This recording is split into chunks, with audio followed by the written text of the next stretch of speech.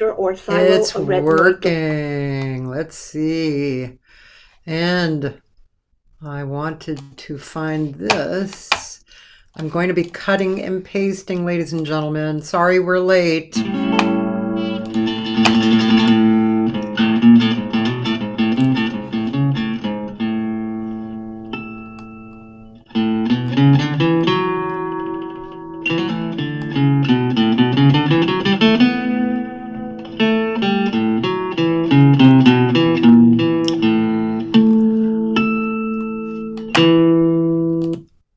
Oh, keep going.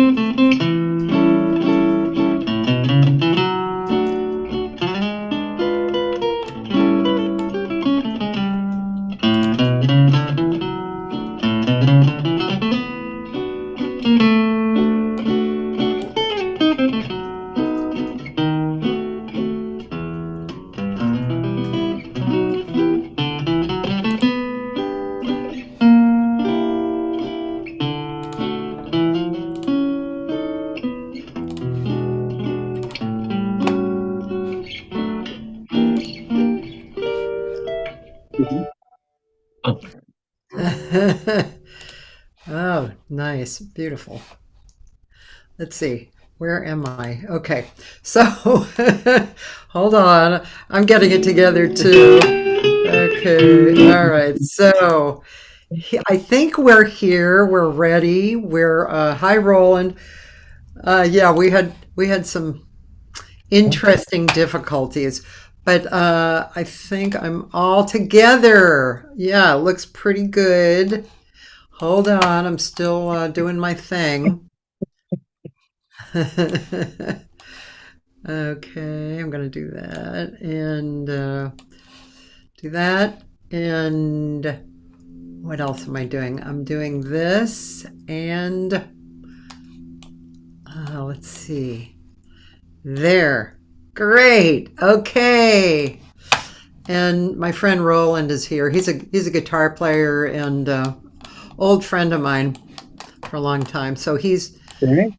he's here immediately. All right. So, ta-da! Ladies and gentlemen, TJ is here. TJ McGann. McGann? Is that how I say it? TJ McGann, yes. McGann.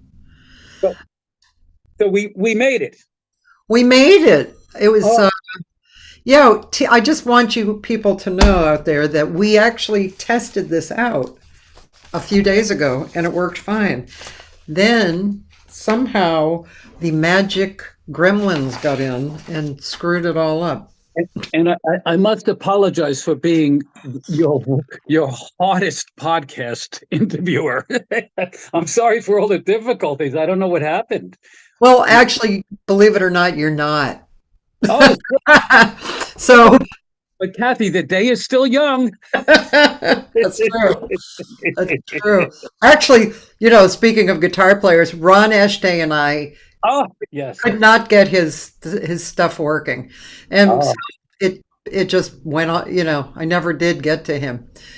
oh, That yeah. was really difficult. Anyway, I've had difficult moments before. Plus, sometimes my own settings and stuff, because I use Zoom and Restream, and sometimes they don't work. Although, knock on wood, they've been working for a long time now. So, Yeah.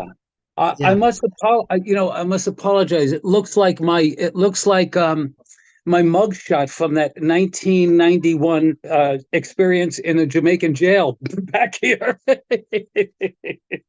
I'm sorry, I don't have the full screen, and my backdrops I left in Nashville that I usually put behind me. I think it's cool, especially with the shirt too.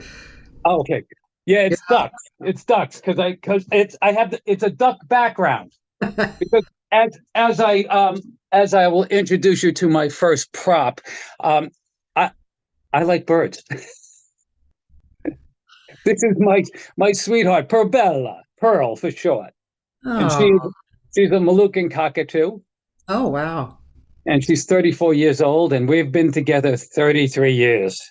wow, Yeah, yeah. She's toilet trained, quiet, and polite. wow. And what is her name again? Pearl. Pearl. Hello, Pearl. Yeah. Pearl, it's very nice to meet you, Pearl. Yes, very nice to meet you.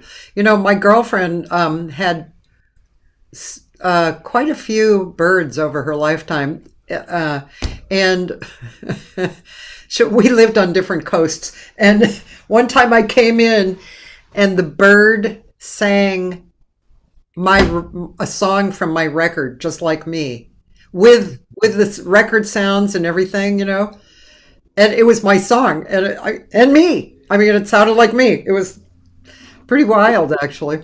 You see, I do all the talking. There's no room for the bird to talk. No, Pearl doesn't talk. She's just toilet trained, quiet, and polite, and that's all she makes thousands of people happy from around the world. We've been in Key West on and off for 23 years. We were hiding out there for 3 years, walking every day during sunset on the beach with the bird, and all these people coming to get married, and they want a picture with the bird, and she just makes tens of thousands of people happy over the last 30 years, 33 years. It's just an So when incredible. you walk with her, does she just stay on your shoulder, or? No, no, no, no, no. She walks in the sand. Oh, I tell all my bird friends, walk your bird. They go, how come your bird is so well adjusted? Well, she sits out in a tree for the last 28 years and she walks every day. And she got hit by a car 15 years ago and broke her left leg and her right foot. So if she doesn't walk every day, she, should be crippled, should be dead by now. She wouldn't be alive. But she walks 100 yards a day. So now we're in beautiful Burbank, 2 blocks away from the LA Equestrian Center, 4 blocks away from Viva Cantina, which we all fell in love with years ago. And I walk up and down the big flight of stairs, backwards, sideways, up 2 steps at a time, for 45 minutes, and then I have heavy duty bands. I hang them from a tree. I do my 2-hour exercise, and then I walk the bird for about 100 yards amongst the horses. does she Life's good. like the horses? She doesn't mind them. She doesn't. No, she we're not that close to them, but she doesn't care about much of anything, so she just keeps walking. Thank you so much for playing my dear, wonderful friend Bucky Pizzarelli's April Kisses in the beginning there. You produced that, right? Yeah, I produced that. I have credits on, I got paid, and I have credits on the first pressing. On the second pressing, they took my name off, which, sometimes happens. But it's great. I was very lucky. I became very good friends with Les Paul, and I hung out. Les got me a job in the high levels of the guitar repair world. First guitar I worked on was Jimmy Page from Led Zeppelin and Sting.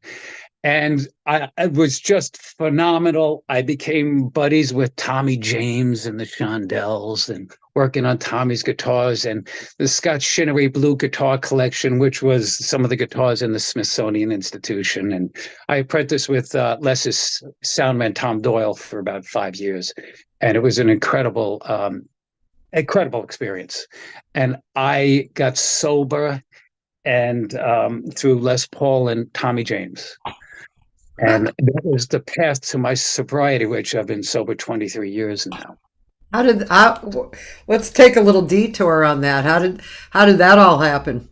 Well, at the age of 22 or 23, I was at Five Towns Music College studying. I actually got a degree in musical instrument technology, how musical instruments work. And then I said, I'll take this 1-credit guitar course with, I guess they'll show me like some Bob Dylan chords. And it was with Joe Carbone and Pete Rogane. And Joe was one of the great he's just an incredible guitar player, studio guitar player from New York, but he was a teacher there. And he was in the business. He was very good friends with Joe Pass and Jimmy D'Acquisto. He introduced me to Jimmy D'Acquisto when I was a kid.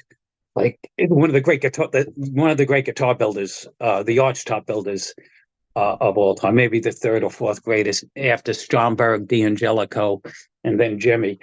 Jimmy apprenticed with John D'Angelico at the age of 16. So I was going to school. I was going to college there with those guys, so I became friends with Les. After that, I broke my arm in half, and the sobriety thing. I broke my arm in half, and it took me 35 years to recover from a broken arm. I was paralyzed for 11 years in my left arm, and Wow. I couldn't play guitar for 18 or 19 years. When I pressed on the strings, it felt like razor blades slicing my fingers open. So I was actually one of the biggest physically and biggest technically prescribed drug addicts in this country. And I was on about 360 milligrams of morphine, at the height of my career, I was on 15 Percocet a day and 80 milligrams of Valium, sleeping pills, antidepressants, every day for 19 years. And I say one of the biggest because after 19 years, I woke up in Key West and I was 300 pounds. Actually, Oh my gosh. I'm sorry. I thought we were on Facebook, so I was actually 289 pounds. You got to, allow 7% exaggeration for Facebook. I was 289 pounds. So I quit that addiction in one day. I don't know how. I'm just. And wait, what made you, quote unquote, wake up?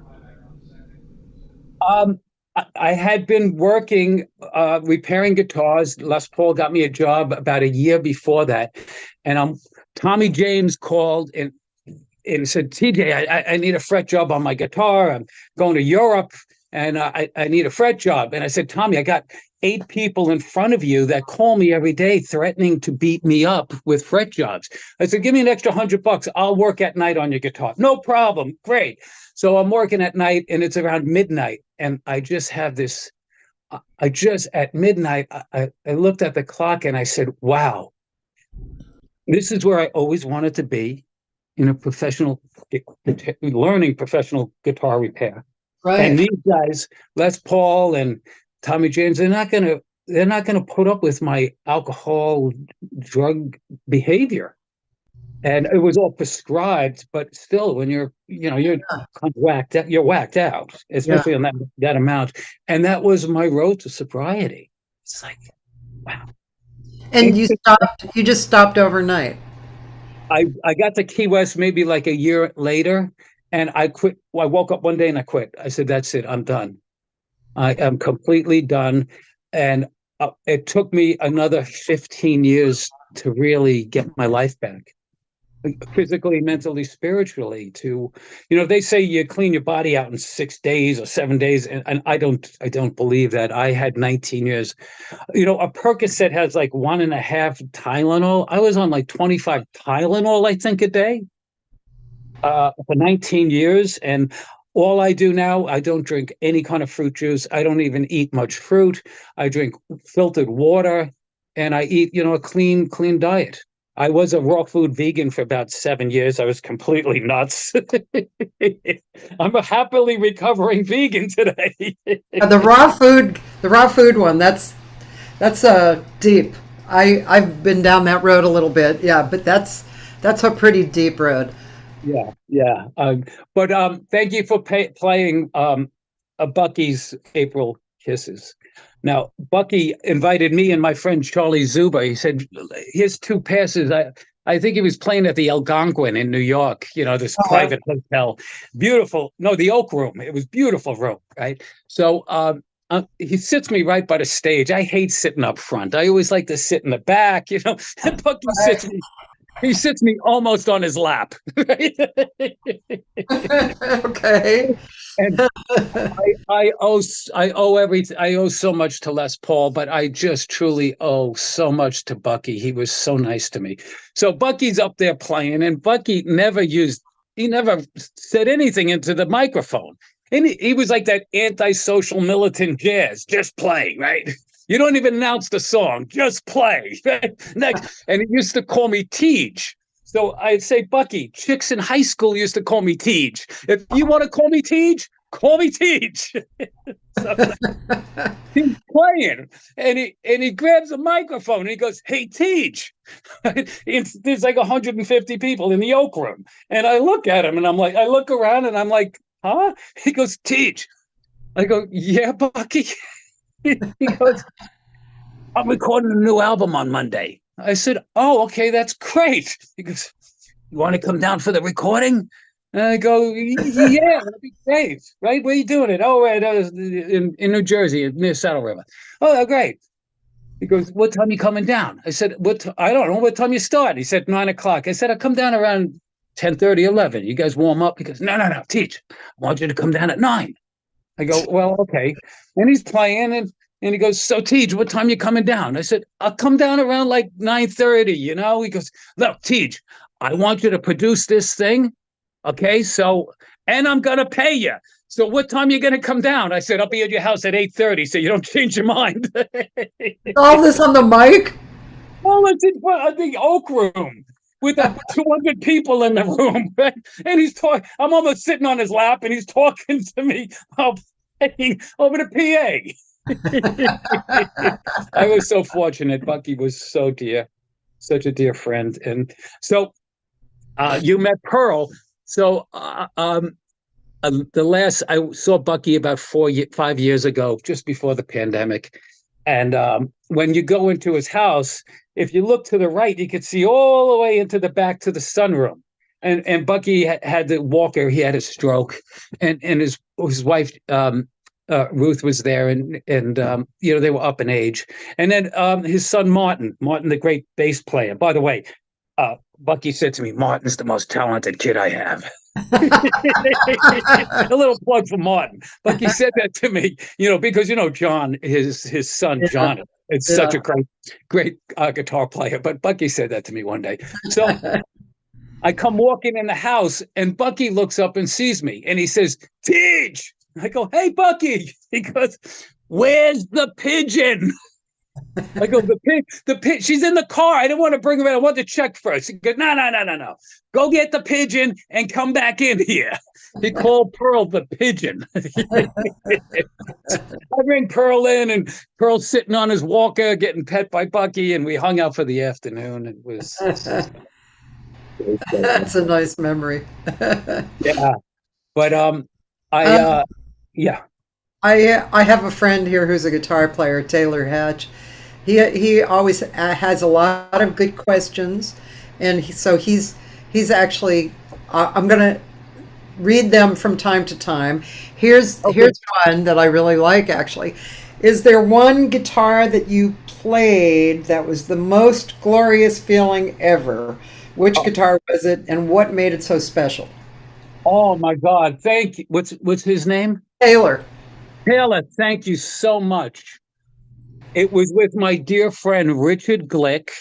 He had Fine Guitar Consultants. He was in San Diego, and he was just, you know, whenever whenever I was with him, every molecule, I could get every molecule in his body laughing and jiggling. We had so much fun together. So I used to do a little guitar consulting with him. And I went down to his house and he said, well, I want you to check out this guitar and tell me what you think. And I played it, and it was John Denver's Yamaha. I think it's off the top of my head, I don't know I forget the model, but it's like a YY 83 or something. Like I had a Y 25, which is an incredible, almost handmade Yamaha. So this was when Guild started uh, neglecting their endorsees and their artists. Um, a lot of them moved away from Guild, and Yamaha came over and grabbed all of them. Hmm. And they made this guitar. And it was right after, unfortunately, John passed away. And Richard was selling it for the family for $85,000. And I played this acoustic guitar, and it was just unbelievably incredible. It was this. I'm sorry, I don't have the model number, but it's a very special model number. If you Google John Denver's Yamaha, you'll find that was an incredible guitar. And the worst guitar, Taylor, the worst guitar I ever played.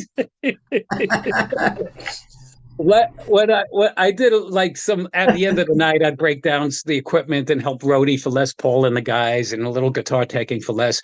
Les had a Les Paul stage left on the guitar on the stage, and I would pack the guitar up, and it played terrible. It was the worst playing guitar I ever felt. And it was Les Paul's second. And I would say to I'd say, Les, let me bring the guitar back to home with me to the shop. I'll set it up for you, make it play nice. And, I'm not going to charge you. Of course, you can't charge Les. He was a funny guy. You just tell him you're working on Les Paul's guitar. So I said, Les, let me bring the guitar back. He goes, TJ, you leave the damn guitar alone. I go, okay. It's like 2 weeks later. Les, let me bring the guitar. Listen, I told you, leave the guitar alone. Like a month later, a month and a half later, I go, Les, this guitar is terrible. And he looks at me and goes, listen very carefully, TJ. I don't want that guitar to play good at all. I don't want any guest to outplay me. It was the worst guitar I ever played. Oh, that's really funny. I was thinking he wanted it there so that he would stick to the guitar he was playing, but that's funny. Carl D'Amico is here, Oh, and he said John Denver, 1978 Yamaha L53 six string. that's it, an LL53. Thank LL. you, Paul. My friend Carl, he's a rock star. He Hi, plays Carl. he plays in front of 25,000 people. he plays with Missing Persons from the '80s with Dale Boggio, and he plays with my new hero. He's been in a Leif Garrett's band for 22 years. I had Christmas dinner with Leif, and what a fun guy. We had a great time. But I think Carl might have done something with you. I'll have to introduce you to him Oh, one of okay. these days. He's a great. He plays in front of 25,000 people for Missing Persons in the '80s tour. But he plays in front of 7 people. He plays jazz, and he really enjoys playing in front of 7 people. Jazz. That's what I'm talking about, man. But Let's see. I have a few. Toby Simmons says hi. Um, hi, Also, Toby. let's see. Taylor is saying two things. I'm sure you've seen the Picasso guitar that Matheny has used. Linda Manzer is a genius. Oh, thank you. Yeah. Also, Stephen Marchione or Machione, who's based in Houston, makes beautiful instruments too. Caiola. I was at the Smithsonian for the Scott Shinnery Blue Guitar Collection dinner, and he had Scotty Moore, he had Elvis's band and Buddy Holly's band, and all my guitar heroes in New Jersey. And I'm sitting there having dinner, and I have Larry Coryell to my right, and to my left I have Linda Manzer, the great luthier from who he's talking about. And you know, you grow up seeing these pictures, album covers of your heroes, right? And then you don't realize that they've aged. You know? So Linda reaches, she comes over to she says, TJ, could you tell me where? No, it was Linda, me, it was Larry Coryell, Linda, and me. And she says, could you point out where Larry Coryell is? Because I don't recognize him from his albums. And I said, Linda, he's right next to you. And yeah, age. yeah. You know, talking about, I went through, I computerized, digitized 32,462 paper pictures 3 months ago, and I threw away 16,000. I had 50,000. I had doubles and blurries. I had 50,000 pictures that I've been taking over the last 25 years. I got 4,000 of Les Paul, and I have all the Bucky, and I have a whole bunch from NAMM. And I didn't realize how many times I got to hang out with Larry Coryell. I have all these Larry Coryell pictures, and I remember one NAMM show, he had trouble with his guitar, and I felt so honored. I got to do some adjustment on his guitar, and that was really cool. You know, I am so very lucky. I got to meet a lot of my heroes, and it's all through Les Paul. Yeah. So where does your playing come into all this? I couldn't play for 19 years, and I started playing like 6-7 hours a day, but I was on 360 milligrams of morphine. I could play on my head. But when I had to relearn, and like I said, the strings were like razor blades slicing my fingers open. And I had to slowly start practicing, and I remember what I learned from Joe Carbone and Pete Rogine and at Five Towns, some of the music theory, and then I just loved music theory. I just loved learning. So that was such an incredible gift that I had from my youth. So I would just start practicing, and I play like a fingerstyle jazz, you know. And I played my friend Tommy Morimoto, this beautiful young Japanese American kid. He's about 45 now, and everybody loves him. And he used to come in every Monday and play with Les. Les would have him come up, and he studied with all the great, when he was a young kid, like 19, he studied with Dave Brubeck. And he'd have Sunday dinner at Dave's college up there in Carmel. And the president of Dave's school was Clint Eastwood. So we'd have dinner with Dave and Clint Eastwood, and then Clint sent him out to Utah, I think it was, to give his son lessons, and then knock on the door. And Steve Miller, the rock star, says, "I hear you got a sax player here." So and he records with Steve, who, when the only guy who came down to play with Les, Steve Miller is Les's godson. So Les is Steve Miller's godfather, because Steve's parents, they would travel around, and they had a portable recorder, which was the size of a trunk, right? And they would record Les Paul and Mary Ford, and they were dear friends with them. Wow. And Steve Miller is his godson. Steve would come down, and Les would grab that guitar, stage left, the worst playing guitar ever, and go, "Steve, come and play get up here and play." And Steve would, under the table, undo, and pulled out his Stratocaster because Les, I know that guitar. I'm playing my Stratocaster. So I don't know why I brought up Tommy. Why did I bring up Tommy? Um, oh, so well, I have a funny story. I became friends with Al Caiola, and Al played with Steve and Edie for 39 years, right? So I took Tommy. We went to take a lesson from Al. And this is a disclaimer. Everybody who loves the boss, Springsteen, let's understand that Al is 92 years old.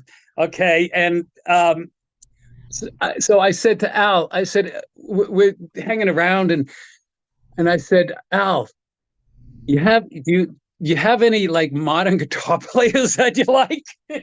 And Al says, I can't stand that moron. And he said another word, but I'll just round it off to moron. I can't stand that moron in South Jersey. And I go, who are you talking about? He goes, that moron in South Jersey, the one who does that song. And go, are you talking about Bruce Springsteen?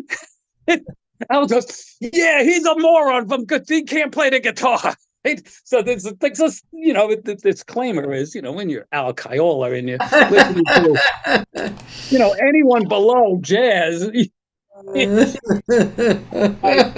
still laughing about that story. That's pretty funny. Okay, so Taylor question. What was one piece of advice that Les Paul gave you that you either found the most influential to yourself, or was it harsh at first? Oh. I used to call Al Caiola when he was 90, 91, 92. Al, how you doing? DJ, I can't believe how did this? I don't understand what's the matter, Al? He goes, I can't believe I'm 92 years old. I'd say, Al, you don't look a day over 80. I can still hear him laugh, cursing me. The greatest advice, there's just a few of them, but I was backstage with Les for about 75 shows. I saw Les about 150 times, but when I got into the inner circle, it was maybe 75 shows for like 5 years. And Metallica was in the green room, the heavy metal band, and Les was out there. He would go and just hang out with the audience in the lobby, and they'd come, and he just loved meeting people, and he would sign their guitars and take pictures with them. And there was this young kid, and he's just talking about stuff, and Les goes, so what do you do? And the kid goes, oh, I do blacktop. I make roads. And Les goes, I see Les, just the lights go off. Les is like, you do like driveways and roads? And the kid's going, yeah, I do macadam. Right? He goes, well, how the hell do you do that? Well, you put the dirt down, then you got to put the tar down, and then you put the macadam, and then you got to stick. And Les is going, and I go, Les, Metallica is in the green room waiting for you. And he goes, yeah, okay, yeah. And I come back like 20 minutes later, and he's still talking to the kid about macadam and driveways, right? So I said, Les, Metallica is still in the green room waiting. And he looked at me and said, TJ, they'll wait. And then he said to the kid, let me hear you play the guitar. And he was just a kid, and the kid played some stuff, and Les, signed his guitar, and at the end of the night, I said, Les, why did you have that kid play? Why did you watch the kid play guitar? You could tell he was just, a kid. And he goes, TJ, that kid might have played the chord that I've been looking for 60 years, and I would take it home and steal it. But Les also got his driveway redone by the kid. Oh my God, that's funny. Les is great. He became friends with all of the carpenters and plumbers, and he started with a 7-room house and ended up with a 23-room house. That's funny. Hey, that kind of leads a little into my joke to myself. I'm a as I'm a guitar person. I love guitar. I love singing with guitar, and I've sung with guitar players for many years. But anyway, so I have a lot of friends and hung out, like you've hung out at guitar night and stuff. But what always makes me laugh is you got a bunch of old jazz guitar players who come together and one says to the other, I just found this new voicing. And it just makes me laugh. It's like, really? After 70 years, you just found a new voicing? How does that even happen? I don't even know. And the other thing that I was so grateful that Les taught me was Al Di Meola came down to sit in with Les, and they were playing Caravan, Duke Ellington's Caravan. Da, da, da, da, da, da, da, and Al is going, and Les takes his thumb and wraps it around the low E string at the G note and goes, and the whole entire audience freaks out, clap. They just went total berserk. The right note at the right nanosecond. We all had a great laugh over that. Oh my God. Yeah. Oh, wow. So, do you have any, I'm just curious, do you have any favorite jazz guitar players here in LA that you like to listen to? As anyone in LA who has ever met them, my life was so incredibly lucky, and I just one of the great things in life. I became friends with Barry Zweig. Dear Barry. I met Barry through Richard Glick. Well, I had seen Barry around, but Richard Glick down in San Diego with the John Denver guitar. He said, when you go up to the guitar night, tell Barry I said hello. And but I was actually on an escalator in like 97 or so. I'm on the escalator going up, and this guy's behind me, and he looks at me and goes, "Hey, you look familiar. Do you?" I go, "Yes, so do you." And I go, he goes, where might I know you from? I said, he goes, I'm a guitar player. Where might I know you from? And I said, well, I was just doing some work with Les Paul. And he goes, oh, I went down to see Les about a year ago. Maybe that's where I saw you from. And I said, oh, yeah. And he says, listen, would you do me a really big favor? And I go, okay, yeah. And he goes, I do this guitar night on Tuesday nights here in LA. Would you please come down and come and watch the show and just let me know what you think of it? And I look and go, it was John Paisano.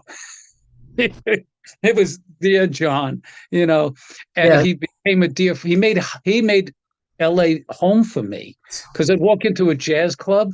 I'd come here. I'd be wintering in L.A. for the last 23 years, and I'd walk in, and John would stand up, and he'd say, "TJ, what are you doing in town? Come on over here," and it'd sit me down with him and Jeannie, and it just made it feel like home.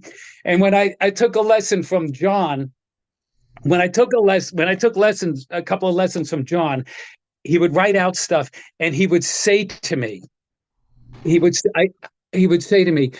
before you show this to anybody, you got to check with Barry Zweig to make sure I didn't make any mistakes. Now, Barry, I said, Barry, you should put this on your business card. This is the greatest.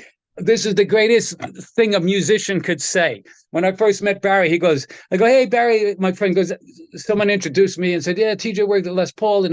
And Barry says, and I said, hey, Barry. And he goes, I played with Buddy Rich for 6 months, but I left on good terms. I said, Barry, that's the greatest opening. I played with Buddy Rich for 6 months, but I left on good terms. Barry, his playing, he was so, he was like a Jim Hall or something. His playing was so smart and beautiful, swinging, and not to mention John Pisano, just a real brilliant guitarist. I think you're the bravest singer in the jazz world, because you sing with 3 guitar players. But I think Barry was like the greatest accompanist to a singer on guitar. His politeness, his voicings, he would just lay back and let you shine, and he was right there. I never heard anyone accompany a singer like Barry. Yeah. It was incredible. Hold on one second. I left that on the message. I'm having my slave get me coffee. So, so there was this wonderful guy in Key West. He was so funny, and he would play that Michael Franks song, "Popsicle Toes." But he would do it with this cabaret thing, and then he was a little short guy, and he'd take his shirt off, and then he'd take his belt, and he's doing popsicle toes, and I just loved the groove of that song.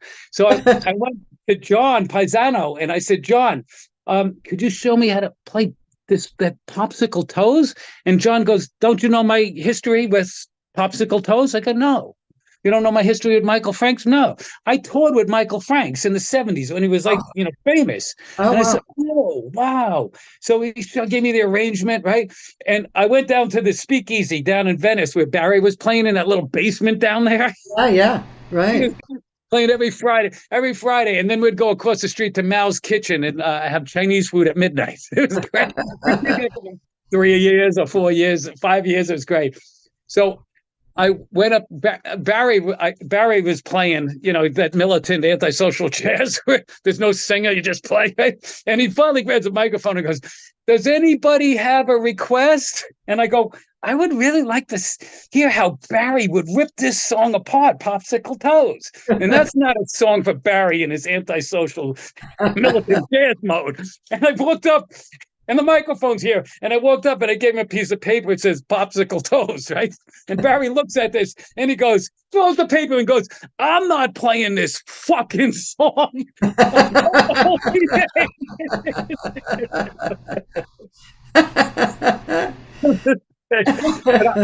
I was so fortunate. I booked Barry and Frank DeVito and Patrick Barnett was doing it and Laura and the great John Lefkowitz at Viva for about 2 years, and I'm so glad I was able to just get the owner. I got John Paisano there because he moved, and the owner. I went and met the owner, and I talked to her about it, and she said, "Oh, I'd like to have him back." And I introduced her to John, and we got John back, and he was there for about a year and a half. So it was great. I got to book some great people, some jazz people in LA, and it was it was all, I did it out of the goodness of my heart, and I met so many people. It's amazing how when you sometimes do something where you're not looking for payback, and it just, I just have so many wonderful friends from that opportunity, and I miss Barry so much. Me You know, too. we used to have dinner. We used to have lunch with the Bird at Whole Foods with my friend Crazy Judy. I go with Barry and the Bird, and it was awesome.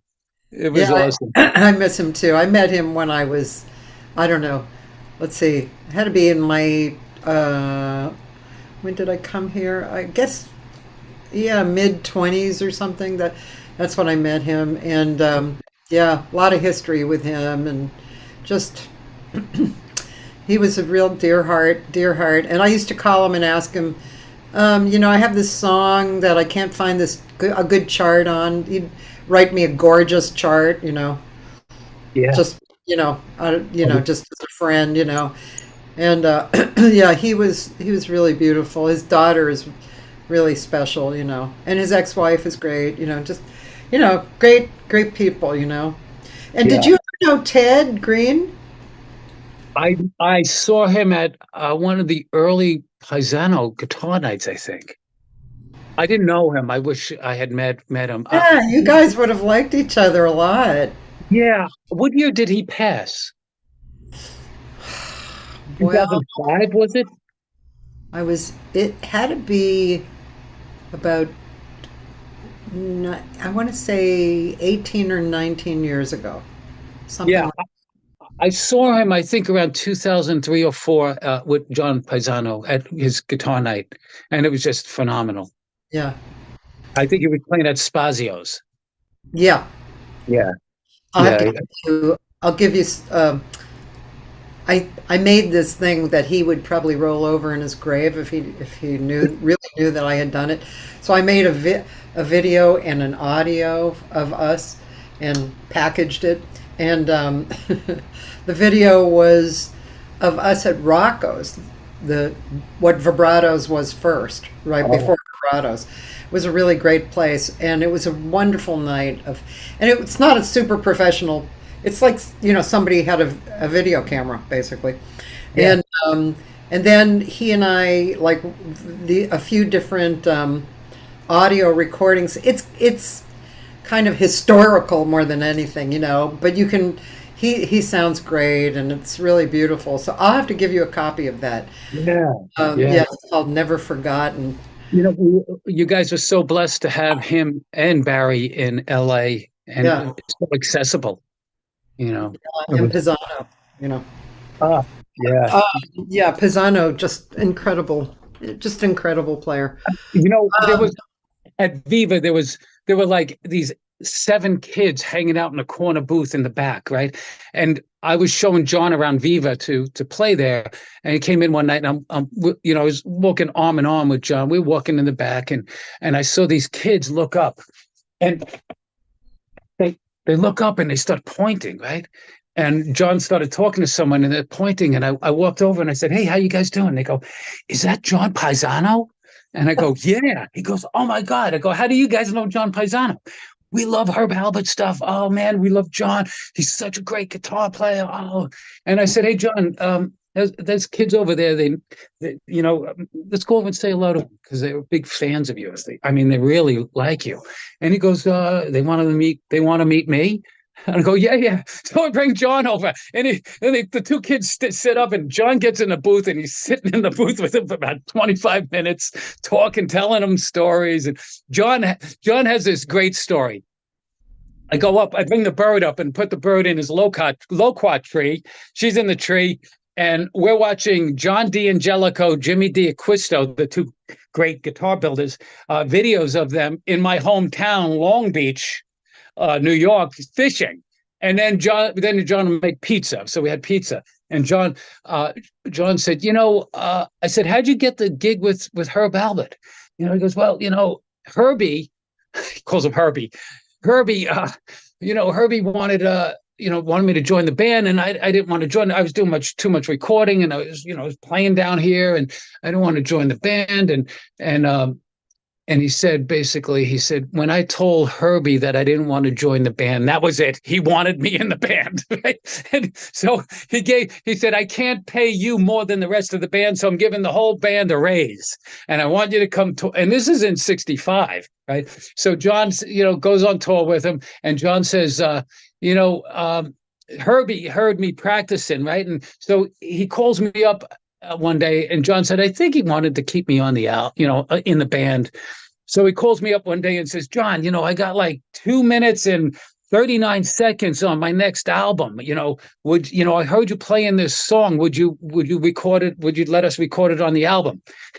And John looks at me and goes, "Yeah, I had this piece of shit of a song, so I gave it to Herbie." He goes, "You know Brian Epstein?" I go, "No." He goes, "Brian Epstein." I go, I mean, there's a guy, famous guy. I don't know him personally. "Yeah, he managed the Beatles." I go, "Yeah, yeah." He goes, "Well, we were on tour with Herbie, and we went to his house and we partied with the Beatles all night." In 64, 65. And wow. I was So, so what song did it turn out to be? Oh, I forget which one it was. I forget it. It's called a piece of shit. I never heard someone refer to the song like that before, and I love it. It's great. Yeah, piece of shit of That's a funny. Okay, song. so Roland, my friend Roland, he's a big Zappa fan. So this is another chance for him to ask the person I'm interviewing about Zappa. What's your opinion of Zappa's guitar work? Do I have to say anything? There you God, go, Roland. I like 3 or 4 times, Roland, 3 or 4 times a week, I sing to my bird.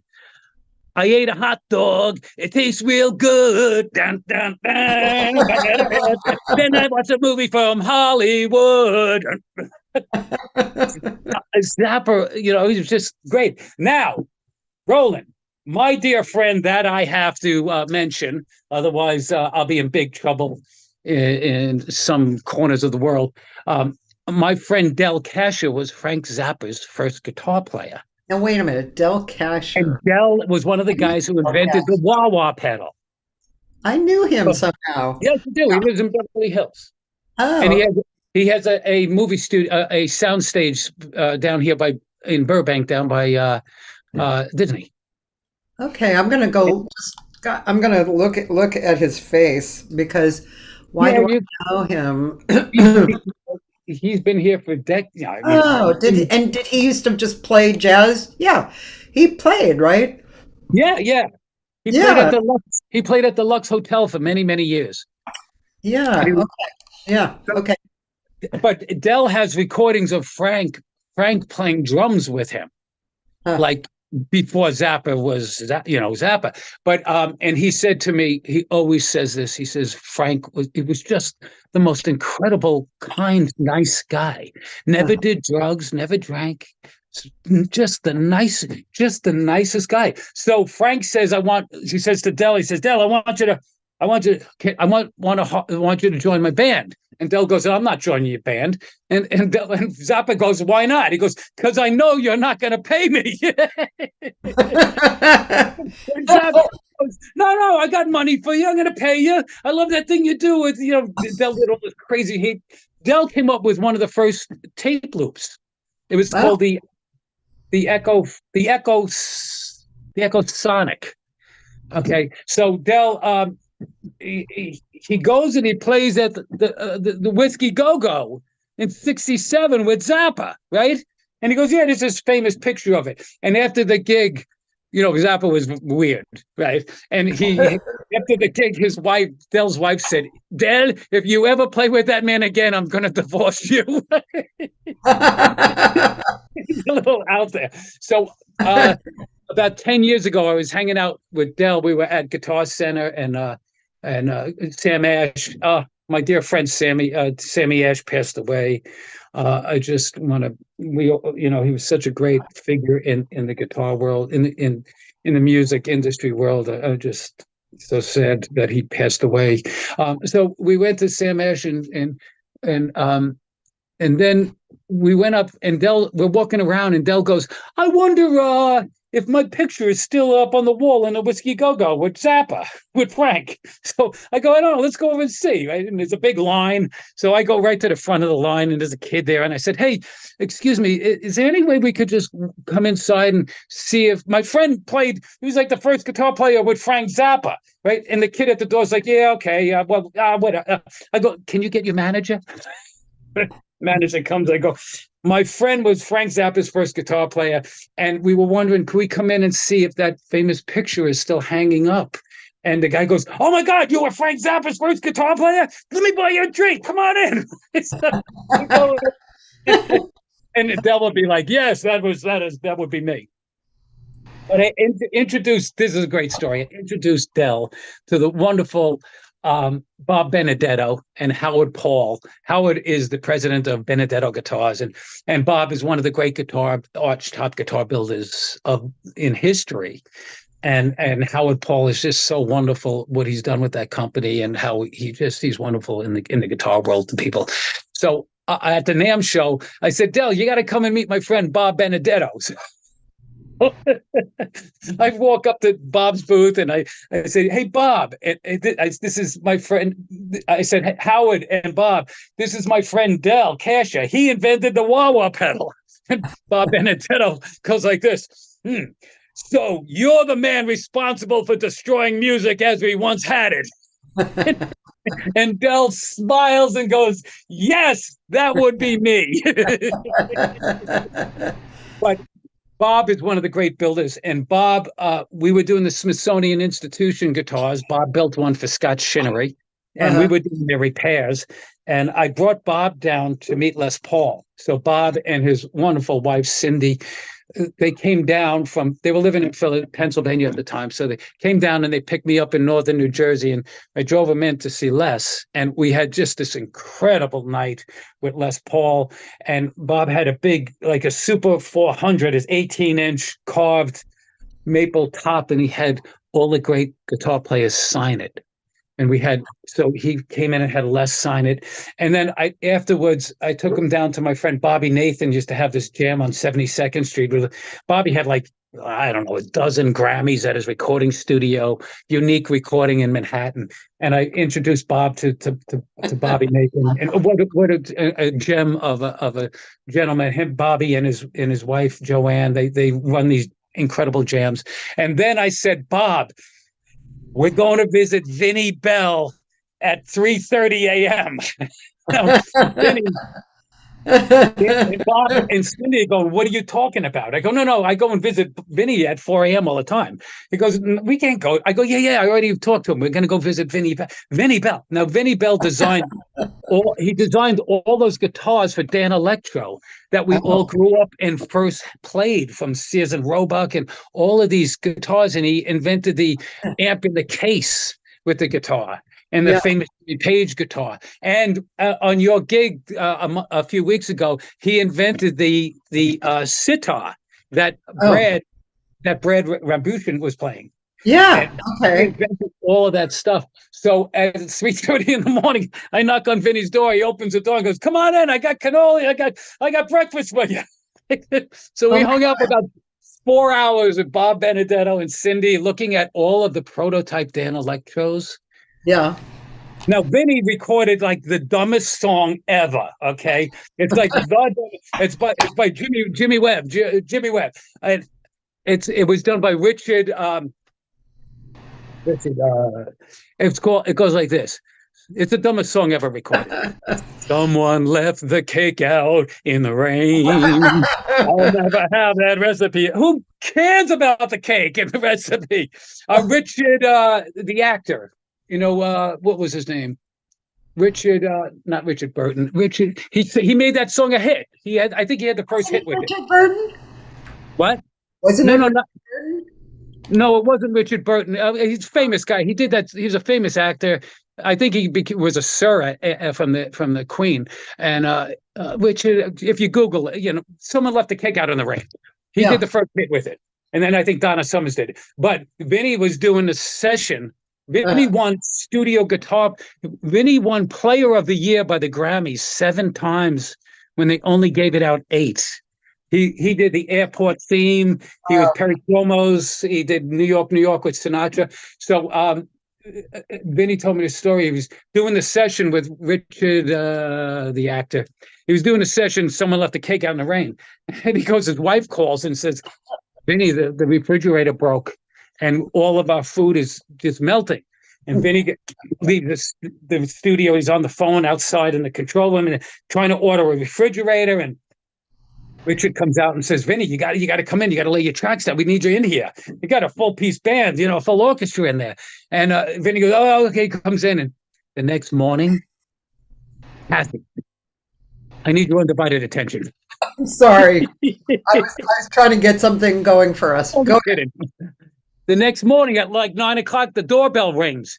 And Vinny opens the door, and there's 2 delivery guys with a refrigerator. And they hand him a note, and it says, Vinny, man, thank you so much for laying down your tracks on that song.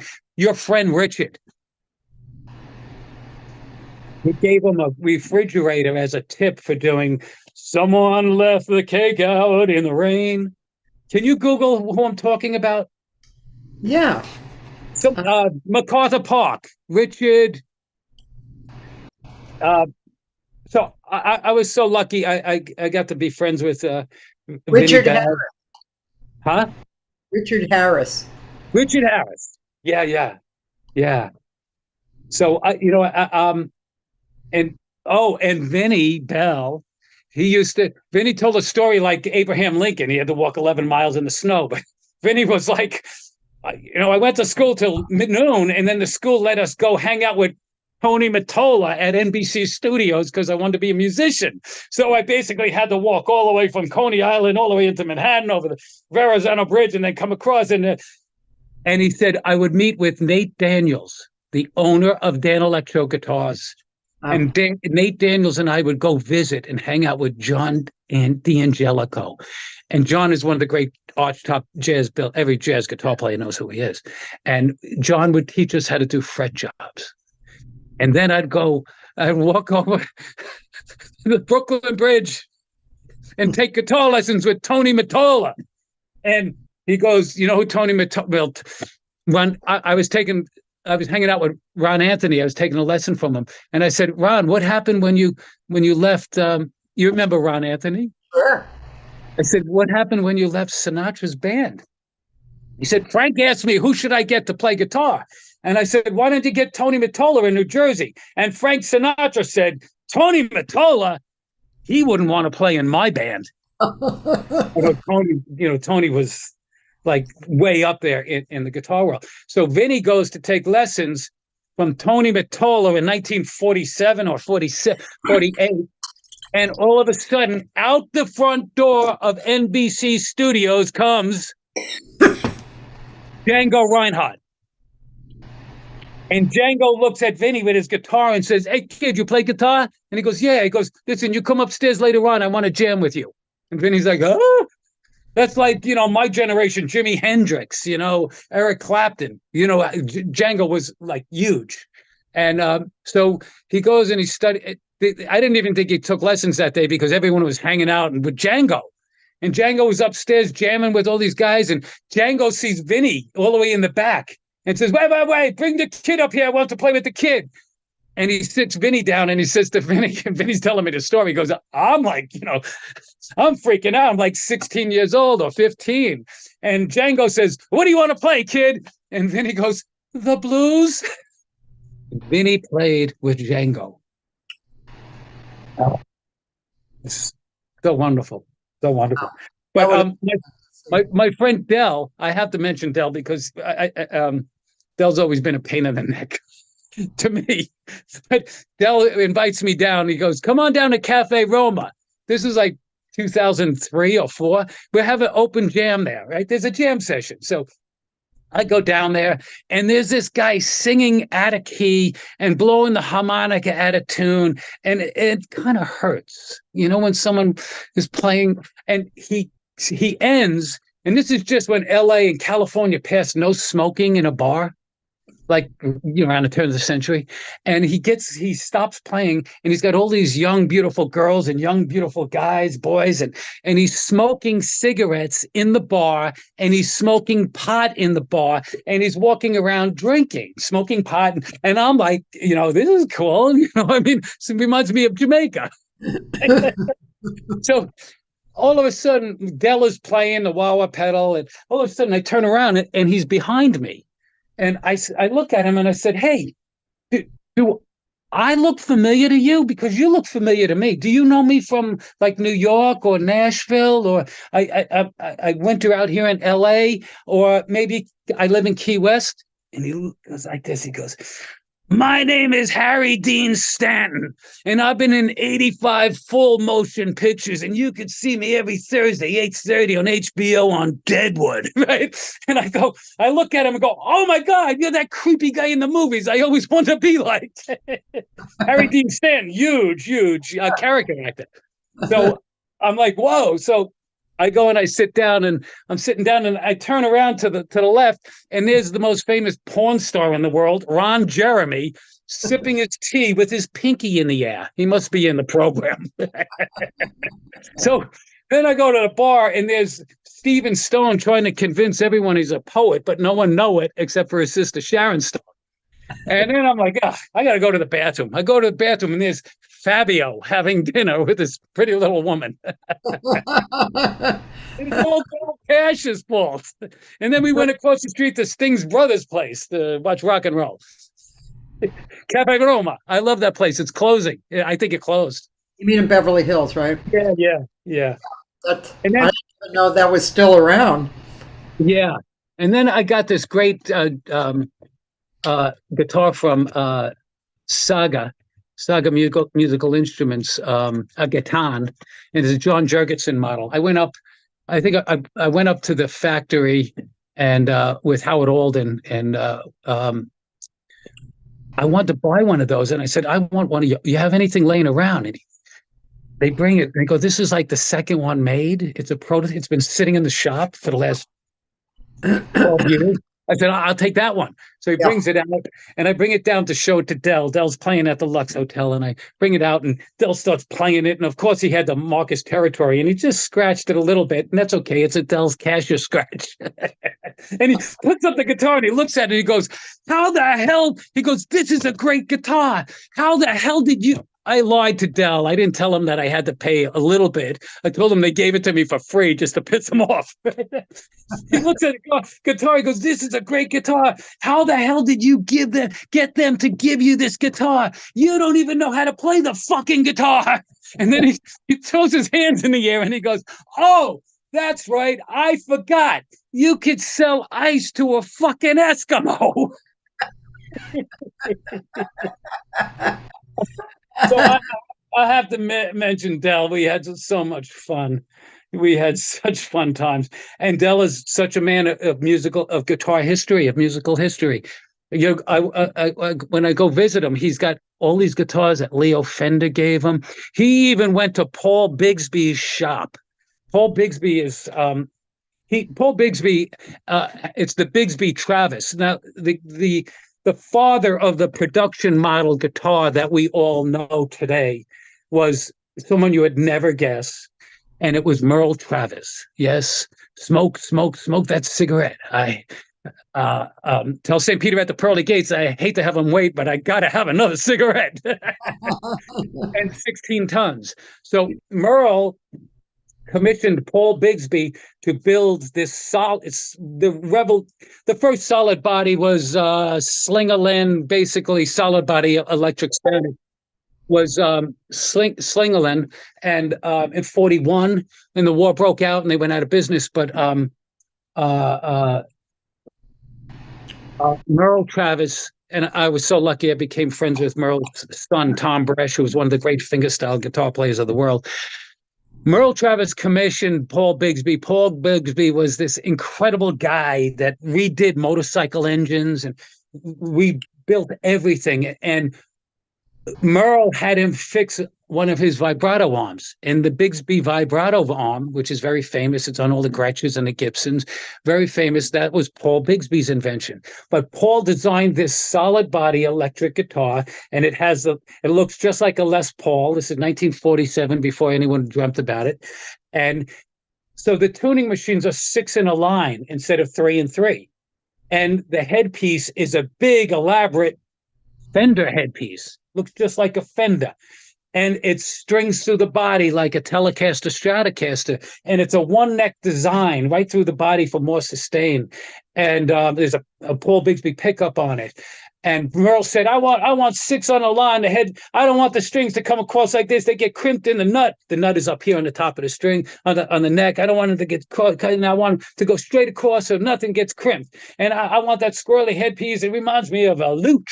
Those European lutes. This is my friend Tom Bresh telling me the story, and Tom could tell a story. So he had Paul Bigsby build it. And then Merle's neighbor comes and says, Merle, I've been building amplifiers since, 47 and since 42. And I was wondering, could I borrow that guitar? I want to start building guitars. And Merle was very friendly and sure, go ahead. And his neighbor took the guitar for 3 or 4 weeks. And his neighbor's name was Leo Fender. Wow. And we have a tremendous amount of history through Merle Travis. And Merle had the first million seller for Capitol Records. Really interesting. Yeah. This kind of leads me to this is a little off the subject, but Taylor wants to know if you have mixed opinions or about pickups or strings that you think are underrated or overrated. Thank you, Taylor. My mailman just came. He just delivered my. He just delivered my GHS guitar strings. There you go. Okay. So I used to do some work for Muriel Anderson at the NAMM show. She had Muriel Anderson's All-Star Guitar Night. And what a great gift we all had through Muriel. And so I would go to GHS and hold on, this one's harder. Hold on. I go to GHS And I would also go to Yorkville, and I became friends with the companies, and then they gave me endorsements. So I have an endorsement with GHS, and my very first endorsement.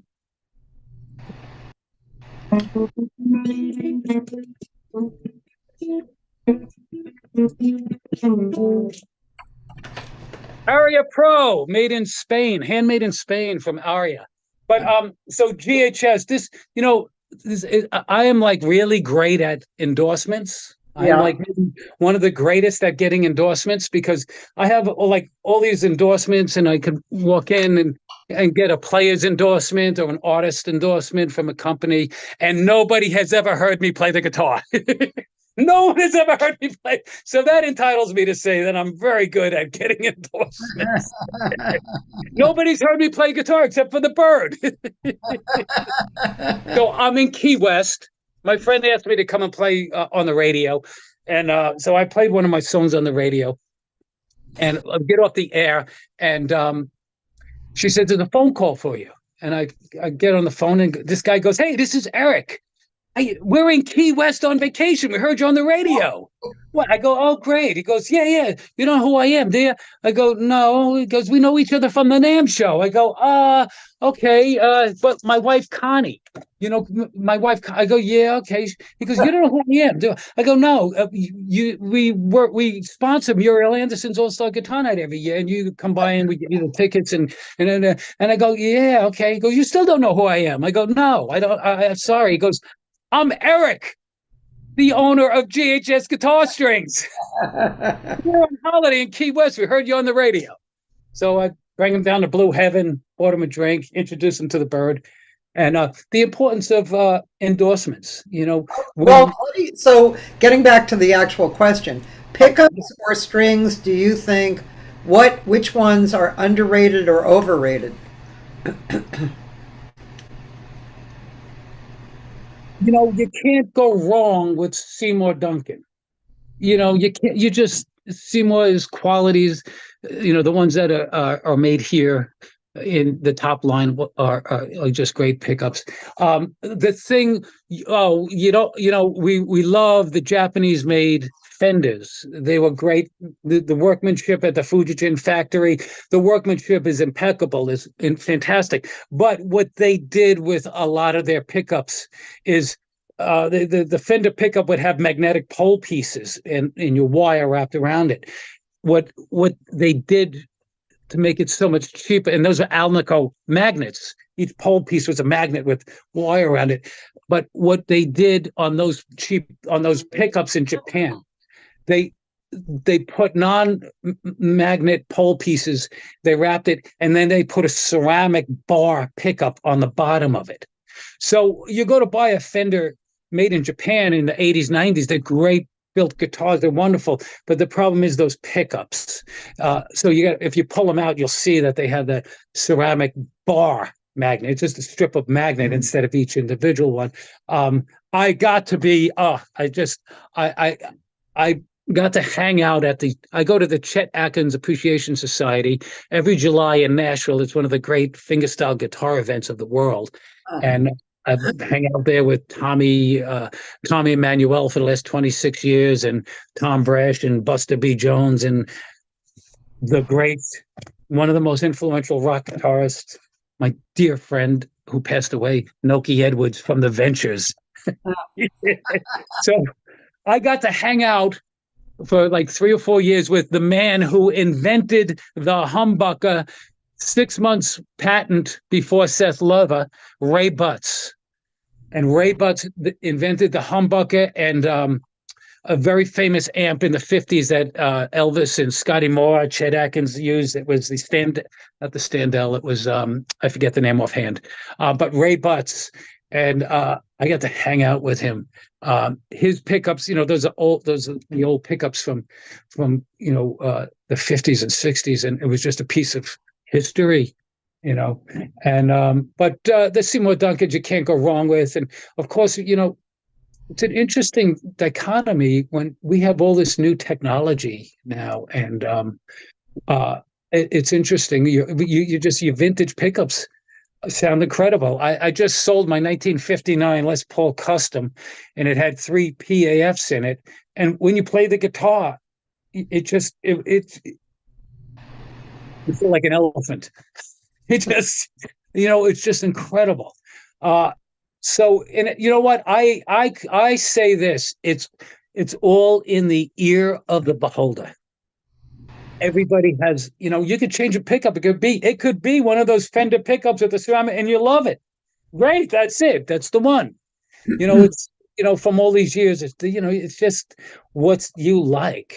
Yeah. You know, like most, like this is one of my favorite guitars, and I was so lucky. I got to meet the old man like 10 years ago. The company started in 1900 in Brazil, and I love this guitar. This is my Giannini, my Giannini Caiola, and it's so comfortable. This one is around 2000, around 2000, and it's a little thinner body because I broke my arm, like I told you, and it's just this stuff. A big guitar like this kind of bothers me. So this one's a thinner body, and my Area Pro is a thin body also. So the pickups are an interesting subject matter. I personally, I love low impedance pickups. Love them, because when you put on a rock and roll blues pickup, it'll go straight up and down on oscilloscope. But on a low impedance, it'll do like a square wave. Huh. So this is bass, this is mid, this is treble, and it cuts down. But on your rock and roll ones, this is treble, boom, and it cuts down there. So you got to roll off. You got to roll off your high end if you want to get a warmer bass of sound. All of that. But Les Paul came out with the low impedance pickups, and I just love them. And when I was a kid, I went to see Jack Cassidy, the bass player from Jefferson Airplane and Hot Tuna. He had a band called SVT after the Ampeg big, huge bass amp. And I'm sitting in this club Malibu in my hometown, Long Beach, and I'm waiting for the band to go on. I'm sitting there, and I look across the bar, and in black leather is Jack Cassidy, right? My hero. And I'm like, oh my God, I can't go and talk to him.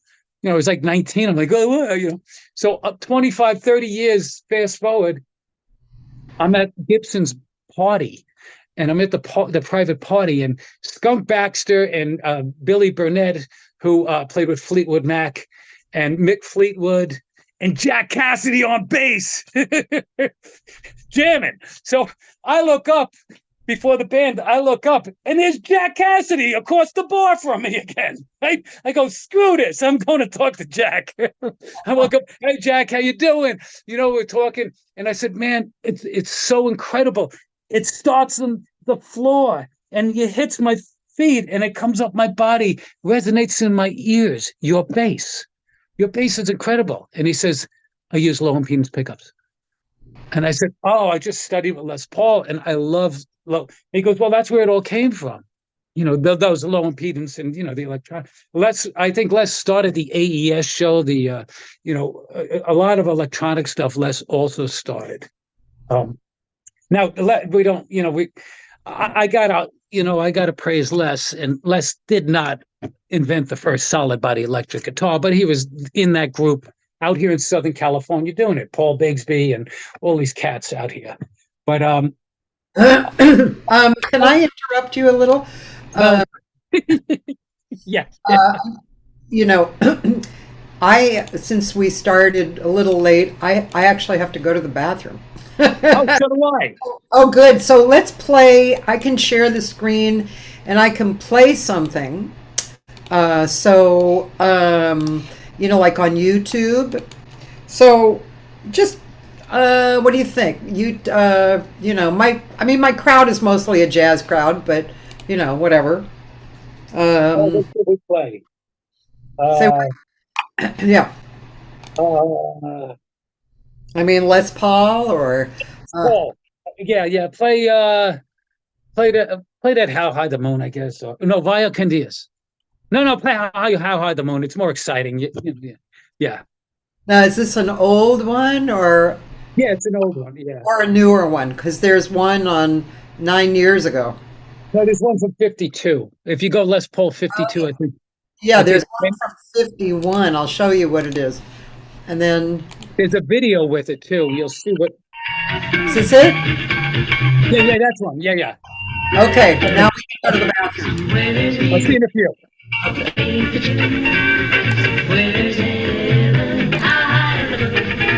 There is no moon above, love is far away too, till it comes true. And you love me, it's not abuse. Where there's music, I wonder how far. Where there's heaven, it's where you are. The darkest night would shine if you would come to me soon. And until you will, still my heart, how high the moon.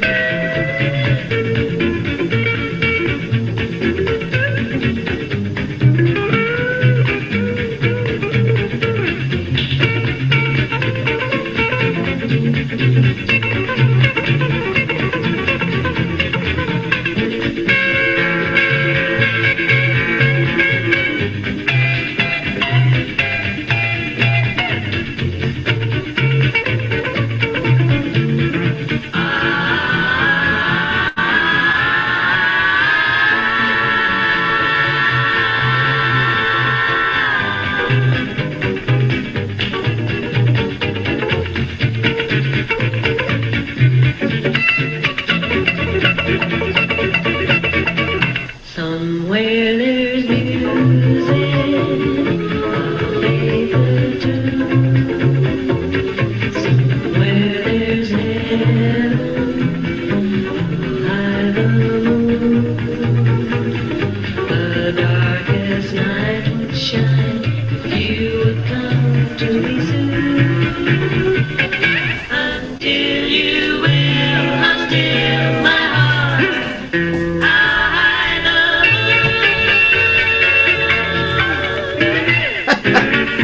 Woohoo!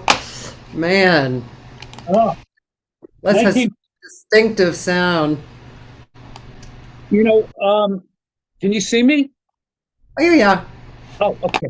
So, I was good friends with Tony Mottola, and Tony took me out to lunch twice during the JVC Jazz Festival in New York, and I was walking backstage with him, and he took me back to meet Johnny Smith and Uh-huh. Tom Follow and Herb Ellis, and I said to Tony, I said, Les is very commercial jazz, and a lot of the jazz people don't really appreciate or like, Les is too. He was too commercial.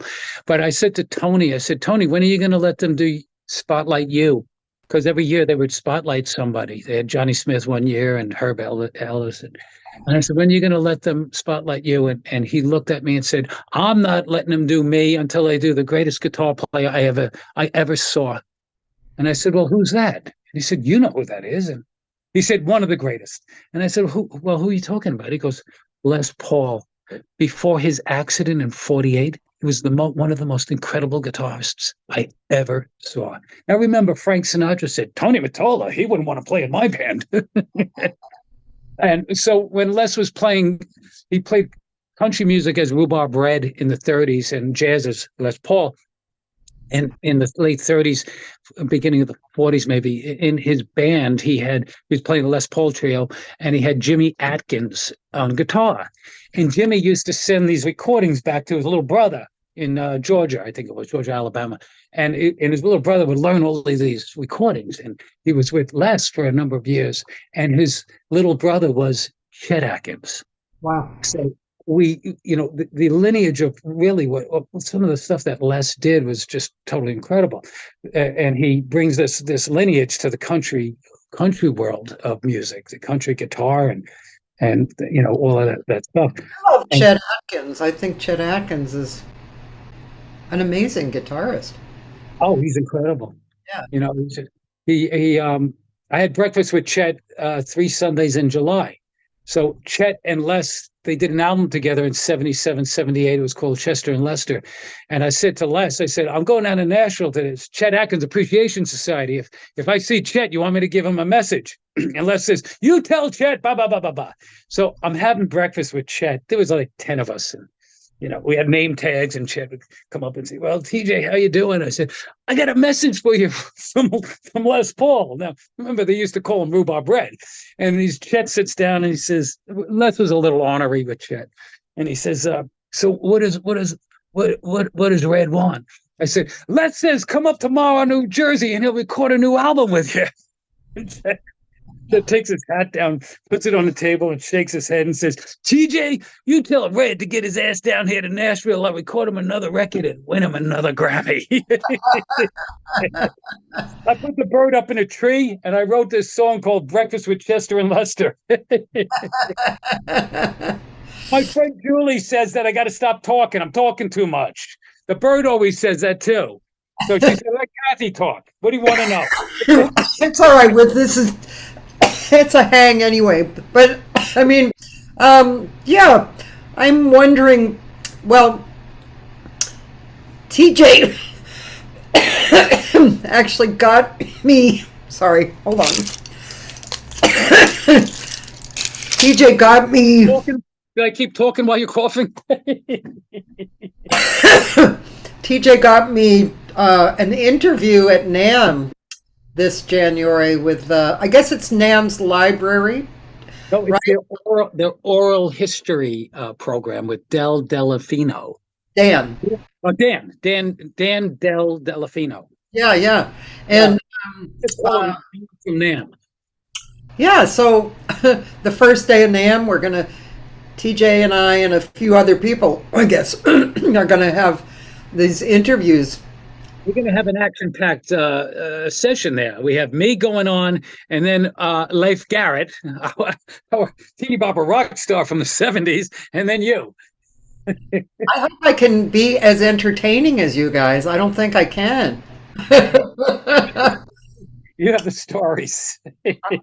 I know, but sometimes when I hear stories, I'm like, how do these people, it's like right on the tip of your tongue. What I do, just make stuff up. Oh. Well, should I tell you how I became friends with Les Paul? Yes. Okay, so my friend John Guido, right?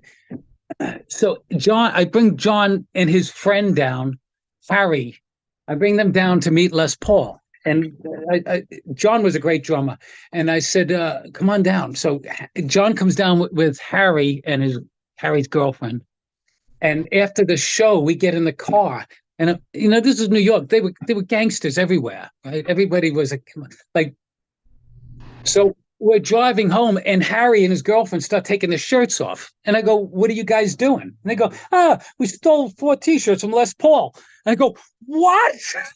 What are you talking about?" "Yeah, I go, "Well, you stole, what if he caught you?" He goes, "Fuck him."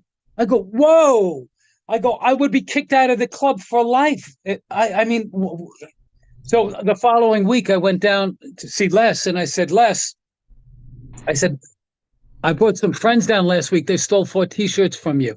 And Les was like, "Where are they?" I go, No, they were here last week, right? I go, "I just wanted to know how I wanted to pay you for the shirts. Like, how much do I owe you?" And Les calls over to his son, Rusty. He goes, "Rusty, how much did we pay for those shirts?" And Rusty takes out and Les goes, "Forget about it." And he goes, $60. I go, "Wait a second, Les, that's your retail price. I don't intend to pay retail on this deal. I want to pay wholesale." He goes, "You owe me $30. I go, "Here's $30. He goes, "Why did you tell me?" I said, "Because you're my hero. You're my guitar hero, and that shouldn't happen." And we became friends from then on. Okay. All right, now my turn. Okay. So I'm just interested. I mean, it sounds like you have been doing what you've been doing for many, many years. But I'm I'm interested in how I know you got some woodworking education, but how did you were a guitar player as a kid and no? No, I didn't play guitar as a kid. No, I remember walking around the corner. My mother was putting a can of cream corn in the cabinet. She used to go shopping every Thursday at Pathmark in East Rockaway. And I walk around the corner. I said, Ma, can I take guitar lessons? And she basically looked down and said, don't be ridiculous. You're not a guitar player. You're taking drum lessons. And at that nanosecond, my childhood ended, and I realized my mother knew jack about the world. I was like 8 years old, and like 6 months before, she said to me, she said, "Don't you ever be like that man in black. He's always on drugs. He's always in jail, and his friends give him everything he wants." And I saw a picture of Johnny Cash sweating bullets, stoned out of his mind, playing guitar and giving the cameraman the finger. And at 8 years old, 9 years old, I go, that's what I want to do. Okay, so So she made me take drum lessons, and then I was discouraged from being a musician. And then at 21, I went to Five Towns College, and I said, I want to learn musical instrument technology, how instruments work. And then I said, I'm going to take this 1 credit guitar course. And it was the hardest course I ever took. It was like 6 or 7 hours a week of class time. And then you had another 6 hours of ensemble time practicing. And my teacher, Joe Carbone, says, you got to get out of this class. And I go, no, I'll study. Because you don't know anything you don't know what a chord is. And you take fixing violins at 8 o'clock, and everyone else is taking music theory. And then they come here, and everything that they learned in music theory, we go over. You have no idea you don't know anything about music. I said, no, Joe, I'm not dropping out. So he calls the best kid in the class, and he says, come on over here. And the guy goes, yeah, what do you want, Joe? He goes, you're now TJ's partner. If TJ fails, you fail. And the kid is like, yeah. And so I studied 6 hours a day, every day. And at the end of the semester, I got on stage and we played Body and Satin Doll, and I sight read it. And then I broke my arm in half, and the school called me in, and Joe Carbone called me into the office, and they said, listen, we give this award out to one student a year. And it was like $1,500 in 1983. And they go, we give it out, and it's for your tuition next year. And we're giving it to, and it's not for the best student. It's for the student who shows the most drive. And we're going to give it to you. And I said, I'm so sorry. I have to drop out of, my arm's paralyzed. I have to drop out of college. I got to go to I'm going to the hospital, Sloan Kettering Memorial 3-4 times a week. And I have to drop out. And they said, well, wait a minute. And they went in the office, and they all came back out, and they said, we have never done this before. Here's the check. Here's the check for you, please. We hope this helps you in your life. And they gave me basically cash instead of applying it to my tuition. I was never encouraged to be a musician. Then, with 22, 23, I fell in love. I was always in love with guitar and trying to play. And then I decided I can do this. I want to do this. So, how old were you when you broke your arm? 23. 23. And so was that actually the impetus, or the time that you went into repairing guitars, or? Oh, no. My father gave me this terrible nylon string guitar, and the action was like 8 miles high.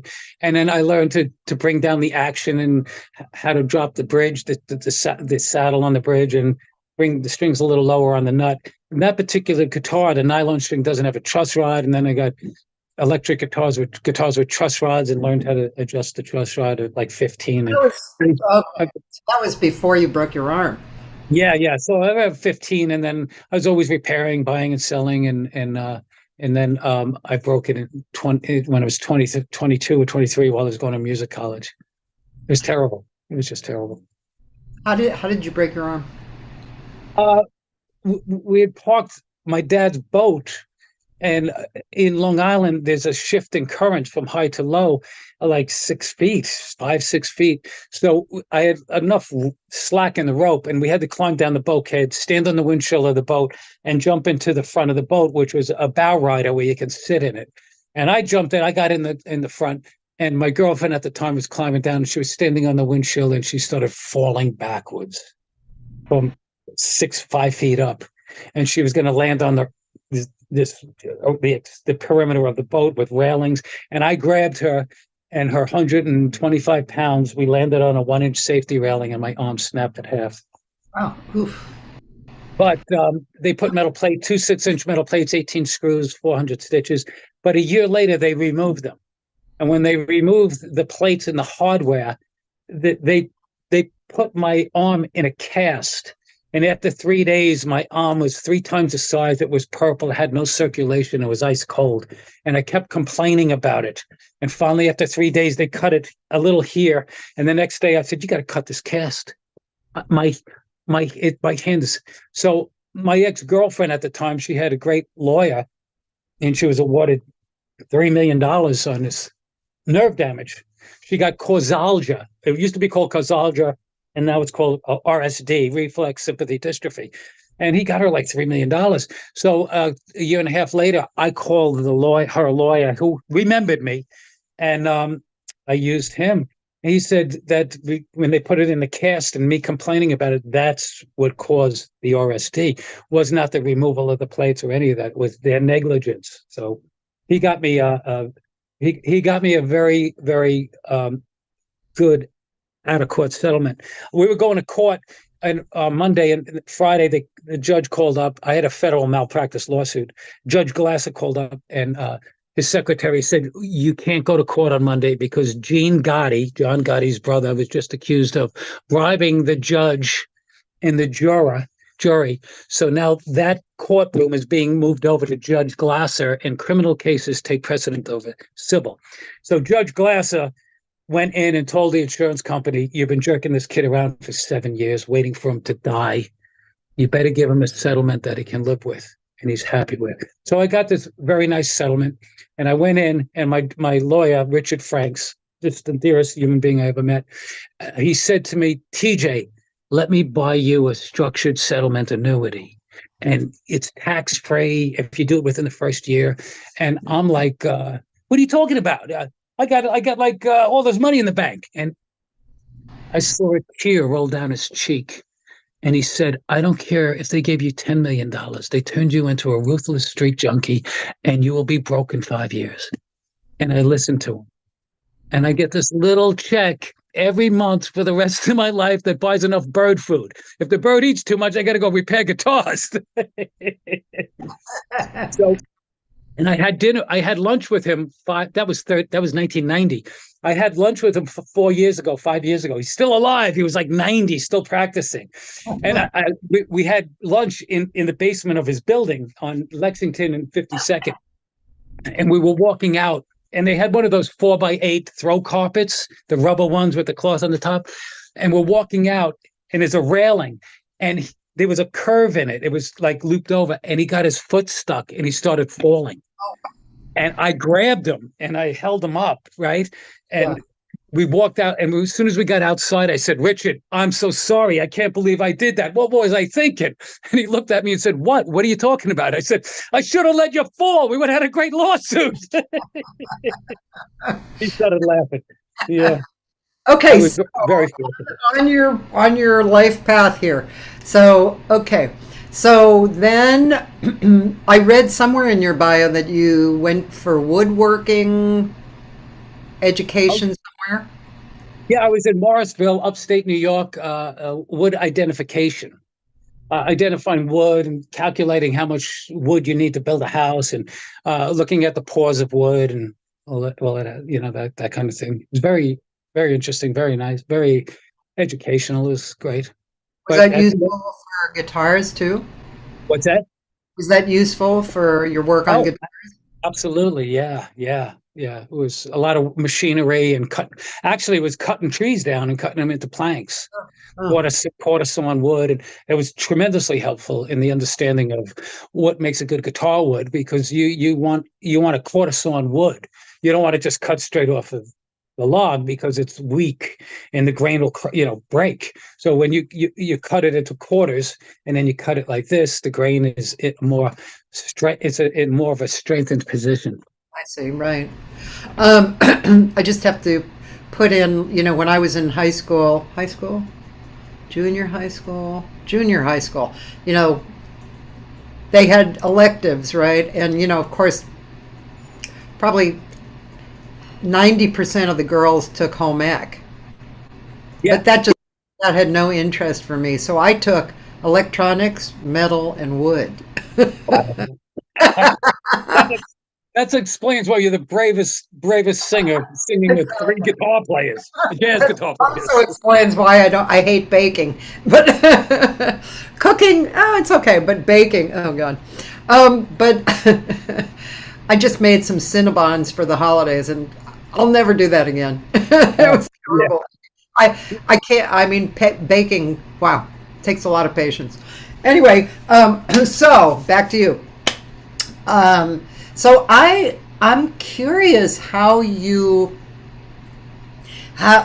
connection between you being a guitar player, being interested in various things like wood, and yeah, having some experience with fixing guitars. How did the connection between that and then moving into being known as a guitar repair person? Where was how is that connection? Did it happen fast? Did it happen a long time over time? Did it kind of blend into the TJ we know now? What happened? I asked Les Paul if he could get me a job working for Gibson. That was And it? Les said, TJ, why the hell would you want to go work for Gibson? I said, because you got your name on 10 million guitars. Maybe you can get me a job. He goes, go work for my sound man. I want to keep you around. And then, I just first guitar work done was Jimmy Page and Sting. That opened a whole complete door. That was Wow. it. Well, you You know, must be really good though, too, because just because you're a friendly guy doesn't make you the guy to go to, right? I'm good. I'm good at setups, major fret leveling, and I don't do any finishing work, and I don't do any major work. I have, I just have a great, enjoyable life, and I don't want to be married to guitar repair. But Yeah. I do go and I do private accounts, which is great. My friend Gary Krugel down in Florida in Stewart. He says, "Oh, this friend of mine, he's an older gentleman. He wants you to come and work on his collection." So I go, "Okay, great." So I call the guy up, great guy. We go over, we hit it off, and I bring my tools, and I'm working on his. He's got this cool Stratocaster 24 frets. It's a very unique guitar, and I'm working on. And I go, "Excuse me, I don't have." I have five Phillips screwdrivers, but I don't have the exact one. Would you happen to have a screwdriver around? And he goes, yeah, go into that door, and there's 18,000 screwdrivers in that room. And I'm like, okay, what are you? Whatever, right? Okay, what? And I walk in and I open the door, and I just at that nanosecond, I remembered who I was working for. I was working for the Craftsman Tool Company Family Guy, Oh God. and he had 18,000 screwdrivers in that room. His family invented Craftsman tools for Sears and Roebuck, and he had 18,000 tools. So I do private accounts. Okay, how did you pick the right screwdriver? I mean, was it Guess obvious? what? He didn't have the one that I needed. I needed the 18,001 screwdriver. He didn't have it. God. So it was a tiny little thing. It was between an eyeglass, sunglasses, and the funny part is he didn't have the one I needed. Uh, um, I was I want to tell this one story. It's a great story, and I was very lucky. I had all these older people that always took me under their wings. When I got sober, I had Tony Mottola and Bucky and Vinnie Bell and Al Caiola and Les Paul, and I learned the business. I learned coming from the mob and rock and roll. We weren't all that polite, and I learned from these gentlemen how to act in the business, and that's why that's one of the reasons I can get endorsements, because some people go in and go, what can I get for free? yeah. And I would bring in, I connected the Bee Gees guitar player with Godin Guitars, and Mario from Godin. What a wonderful soul. And like I'd go and visit them every year at NAMM, and like I bring them down and bring some other famous people down. And then one year he goes, hey, how come you never ask for anything? I said, well, I don't know. I bring all these, he goes, do you want anything? I go, yeah, I want one of those multi-acts. He goes, go pick one out and we'll give it to you, your artist relation endorsement. And I learned from Bucky and Les and, all those guys how to act. But so my older friend Mike, he had a great music store for years and years. And so he was jamming at a place called Pops. It was on 13th and 2nd Avenue. It's now called Little Poland, but it used to be called Pops. It was a little corner bar. And he was playing in Louisiana Red's band. And Louisiana Red, he was from Louisiana down south. And one night, Johnny Winter came in and jammed with the band. And he jammed with Johnny Nega. We were like blown away. So I was about 18, and I guess they were about 24, 25 years old. And 2 weeks later, they said, come with us. We're going to go see B.B. King at the Bottom Line down in the village. So we go see BB, and BB, just like this, BB says, I's got one of the greatest guitar players alive in the world in the audience today. We start looking for this white albino, Johnny Winter. We're like, where's Johnny Winter? And he goes, I's got George Benson. And he brings up Benson, and they jam for a half hour. Oh, my God. And then BB says, just like this, I love New York, man. I just love New York. Last night, I had Johnny Wind Brothers up here. And I said to my friend Mike, I said, let's go to that place where you were jamming with Louisiana Red. Maybe Johnny's still in town. Johnny lived on 86th Street. So we go up there a hot August night, and we hear Johnny Winter riffs rolling down Greenwich Village Street. And we pull the car, we go in there, and it's a little corner bar with a 3-inch stage. And there's Johnny Winter, my rock and roll hero, playing guitar. And it's a hot August night, no breeze, and his white hair is blowing sideways. And I'm like, whoa, it's like magic, right? And I look over, and there's a fan on the floor. But there's a famous video of him in a studio with just a bass player, and he's playing a 69 Dan Armstrong plexiglass bass. And Johnny's playing, and you look just like that, black leather cap, black jacket, black shirt, black pants, black boots, and white hair. And my two friends are in the corner arguing. I'm jamming with Johnny first. No, you jammed with him 2 weeks ago. No, I brought you down here. 3-inch stage. I'm this far away from Johnny Winter. And he puts his guitar down, and he grabs his Southern Comfort on the Rocks and a cigarette. And he inches off the stage right to me, and he says to me, excuse me, sir, can you help me over to the bar? Because I really can't see that far. And I said, yes, Mr. Winter. So I'm arm in arm with my rock star hero of all time. And I walk him to the bar, and I sit him down, and me being the luckiest SOB in the guitar repair world, the stool next to him is empty. He looks at the stool, and he looks at me, and he says, why don't you sit your ass on down here and let me buy you a drink? And I said, okay, Mr. Winter. And he basically said to me, God damn it, stop calling me Mr. Winter. My name's Johnny. What are you drinking? I said, Southern Comfort on the Rocks, Johnny. And I said to Johnny, I said, it's great to see you in smaller venues, not Madison Square Garden.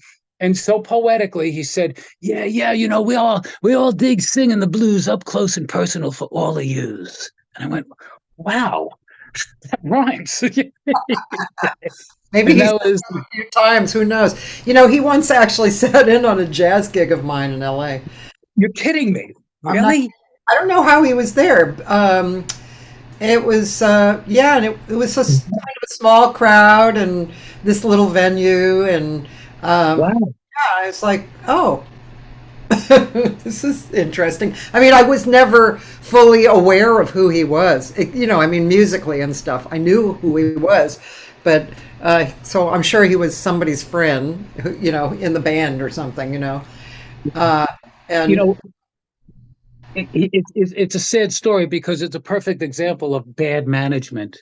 He actually probably, he's very influential in creating heavy metal music and Van Halen. We all that was our influences, was Johnny Winter, all of the shredding and stuff like that. But Johnny really did it so tastefully and soulfully, fast, lightning, but with incredible melodic taste.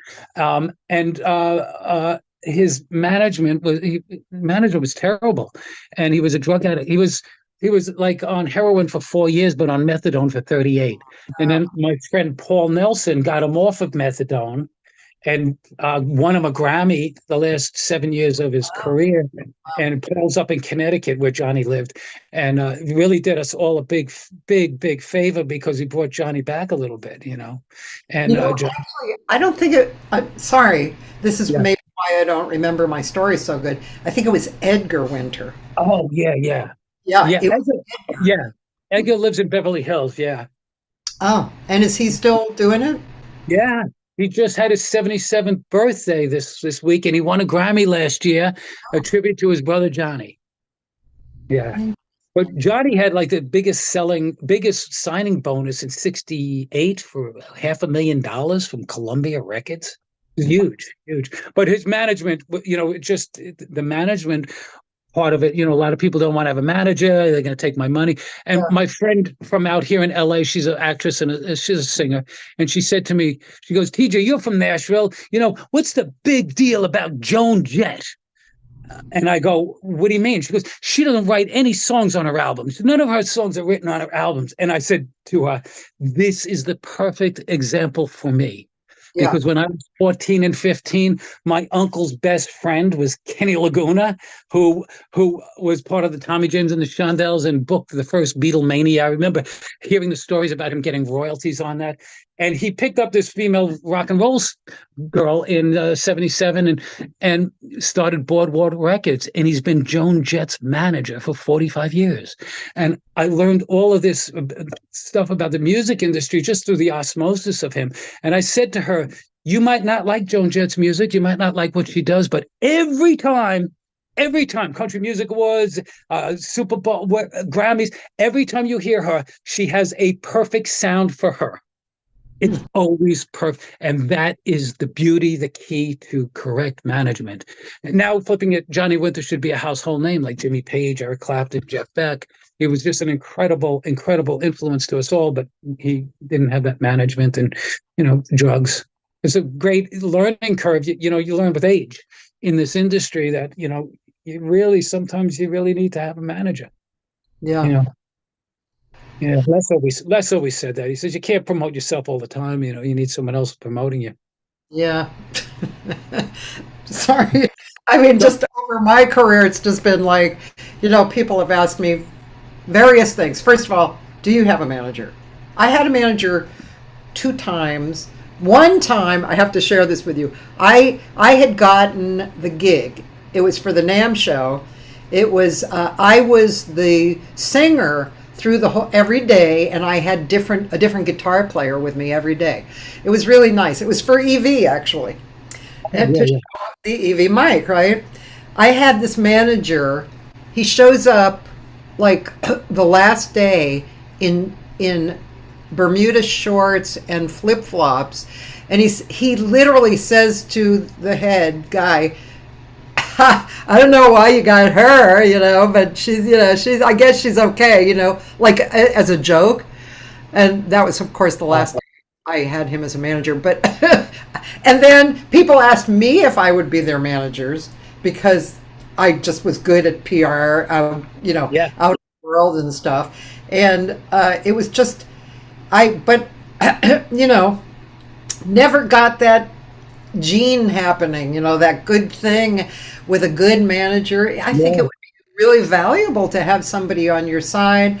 I tried to convince people to be managers who I thought, would do well, like be a manager for several people so you can make a little money, so, if you're just going to take me on, you're not going to make a lot of money. But if you had a group of people, It's like my dear friend, we're boycotting each other right now, but my dear friend Gina Mandela, she managed and brought to fame one of the great guitar players of the world. He was one of Chet Atkins' favorite and one of Les's favorite, Tommy Emmanuel.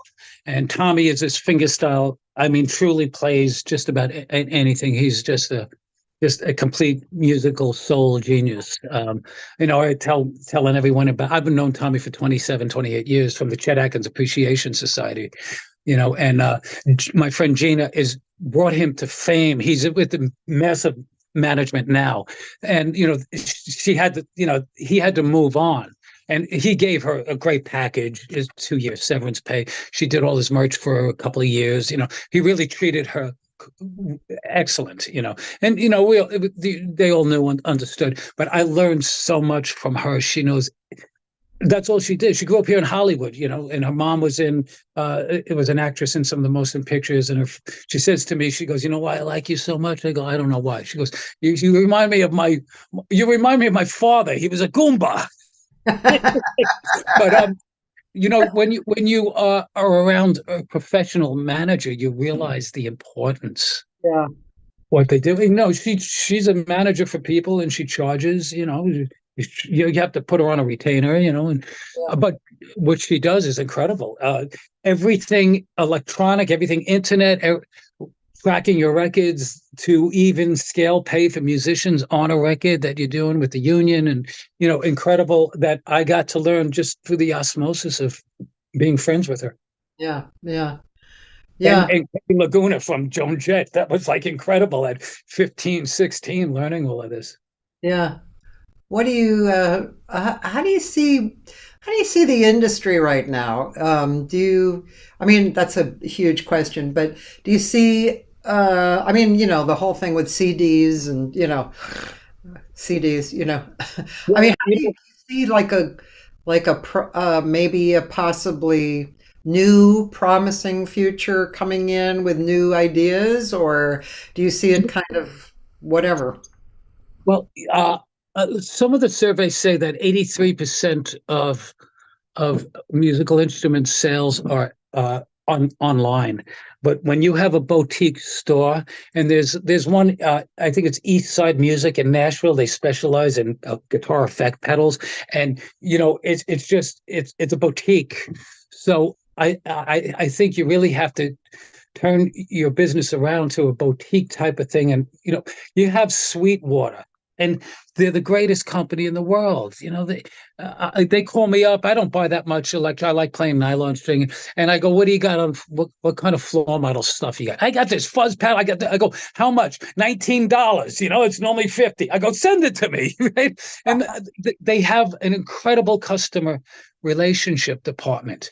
Now, on the flip side of this, I remember as a kid, I went to Five Towns College. I studied a little bit of music business, and we learned that the Rolling Stones and Led Zeppelin, even Johnny Winter, he had Blue Sky Records, and they could not be successful. The Rolling Stones and Led Zeppelin couldn't be successful with their record company because the distribution was all connected to the mob. Everybody, back in the 70s, 60s, and 70s, the distribution, the trucks to the music stores for your music to be played and sold was all controlled and owned by, whoever, corporations, music companies, mob. In my hometown was like the centerfold of the music industry for the mob.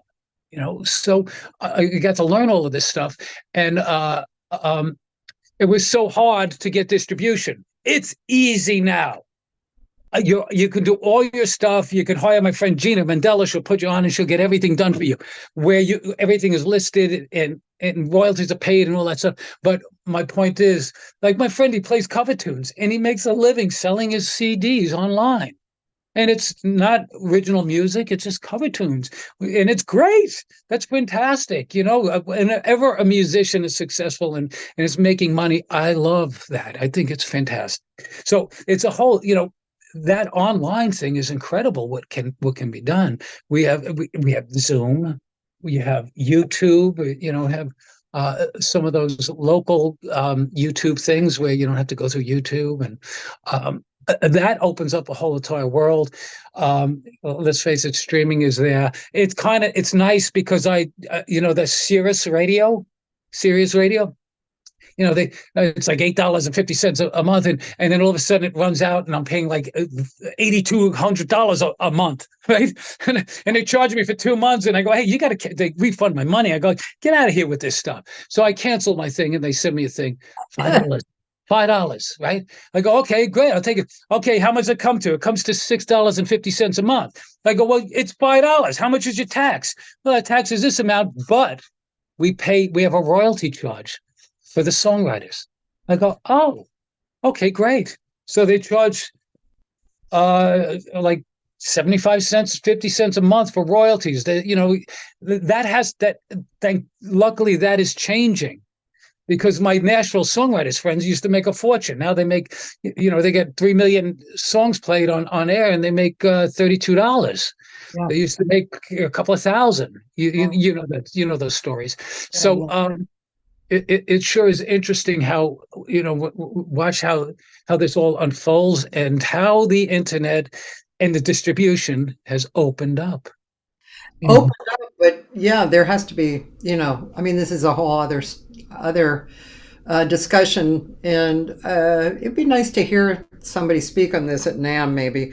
But yeah, it's opened up definitely, but as far as the compensation, it's pretty not opened up. I have to go to Japan to send actual CDs in abundance, and then so then there's gigs which don't really pay a lot, and then there's original music, which I would have to start another career to get my songs into films or TV, or to get any kind of compensation to that. So yeah, I mean, yeah, it's a whole, like I said, it's a whole other conversation, which Yeah. brings me to the point that it has been 2 hours even with our late start. Oh, go. We'll continue conversations, and I'm sure we'll have a good time at NAM. Yeah. And it's thanks, TJ. It's really been fun. Very again, I don't know how you can. It's like your whole life is in front of you, and you just go, "Oh, I think I'll talk about that. Oh, I think I'll talk about that." It's just great. It's amazing. My beautiful, lovely, gorgeous, hilarious ex-girlfriend Susie, who I love from afar, but can't stand to be in the same room for more than 3.5 minutes. She always says, "You have a memory like an elephant." It's terrible. I have a great memory. I have a great, after all the stuff I've been through, I have a great, great memory. Oh, and my 3 hippie uncles moved to Jamaica in '69, and in '72 they came back and they turned me on to Toots and the Maytals and Bob Marley and Jimmy Cliff, and all of this great exposure to music. My friend Eric Udell, he was the bass player with the Blues Brothers after Donald Dunn left.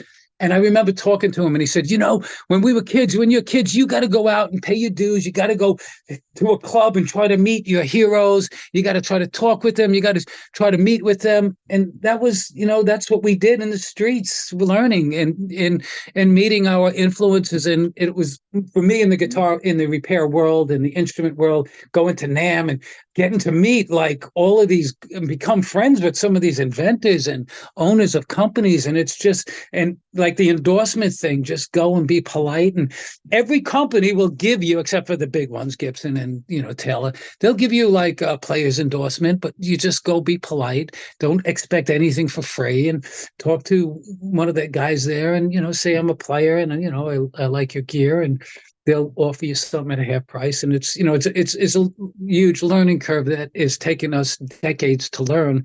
And I always like sharing it with younger people. And, I tell all my young friends, go to Nashville, forget about it. Don't go anywhere, go to Nashville. You're a songwriter, go to Nashville. Don't bypass New York. Real estate's too expensive. All the clubs closed. LA's too big. Nashville, everything's right there. And I've been living in Nashville since 2000, and I've been there since '96. So do Yeah. you live in Nashville too? What's that?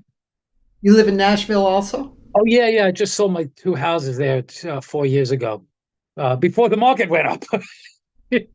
Yeah, I've been there.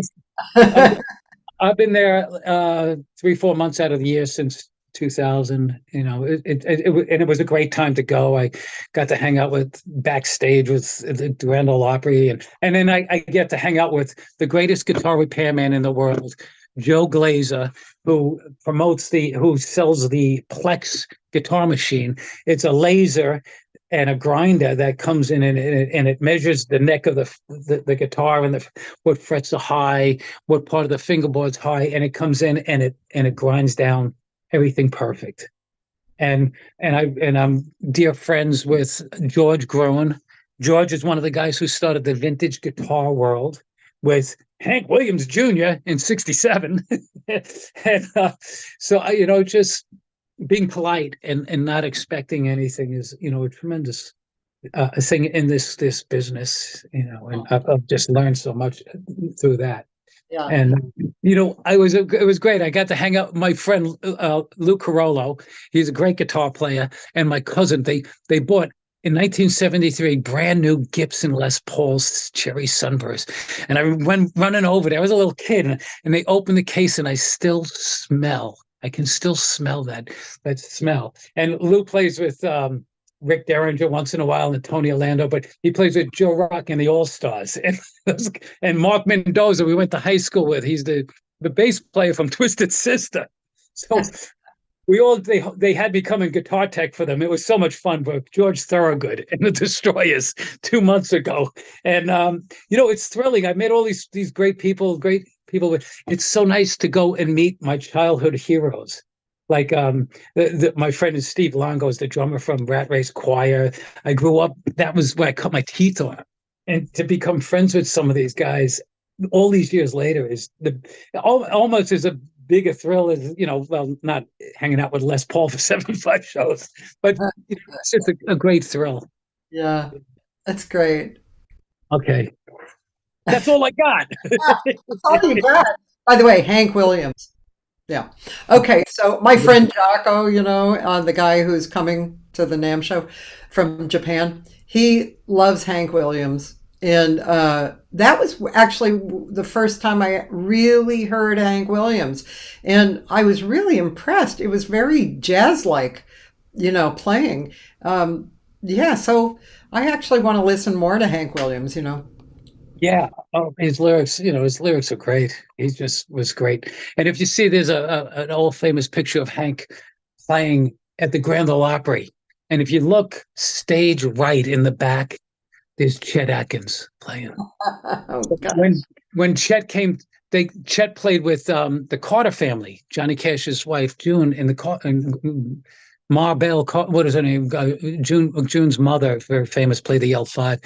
And Chet played with them, and the Grand Ole Opry called Mr. Carter and said, "We want you to come and play at the Grand Ole Opry." And he said, "Oh, great," because the Carter family was like really up and coming. "Oh, great, we'll be up there." And they said, "But you can't bring Chet Atkins." And they go, "What do you mean?" He goes, "Well, no, he plays like 3 guitar players at the same time, and he's going to put, they wouldn't have him." So he said, "Excuse me, Chet is like a son now, and we're going to have to respectfully decline." And they got so big a year later, he called up again and said, "Would you please come and play at the Grand Ole Opry?" "Yeah, and you can bring Chet." But Les told me the same kind of story when he started with multi-track recording. The musicians union tried to put a damper on that because they're going to put musicians out of work. But and it was very interesting. I was with Roy Future Man Wooten, who the Wooten family is huge. Victor Wooten is one of the great bass players, and he plays with my buddy that I run into in Nashville, the banjo player. His name offhand. So like 22 years ago, at the windows over to Cumberland at the Summer NAMM in Nashville, he has this thing at Stanley Jordan playing, and he's playing, and this girl is playing the theremin. Woo! Which Mr. Theremin was a Russian spy. If you study theremin, he was here taking pictures of all our factories and bringing it back to Uncle Joe Stalin. That's a side story. But Future Man said, Roy Future Man said, "Excuse me, would you mind if I bring my friend up to say a few words, to talk? He's a very influential man in the music history." And everyone's like, yeah. And he goes, "Mr. Bob Moog from the synthesizer." And Bob Moog said, the musician union was trying to, they didn't want me to work on the synthesizer. They were trying to put me out of business a little bit because I was going to put musicians out of work. He said, "Well, this is just like a tool. It's not for musicians."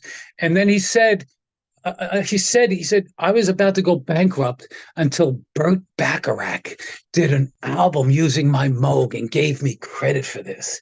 And that was it. John Paul Jones, Led Zeppelin, everybody started, Emerson, Lake and Palmer, everyone started using the synthesizer.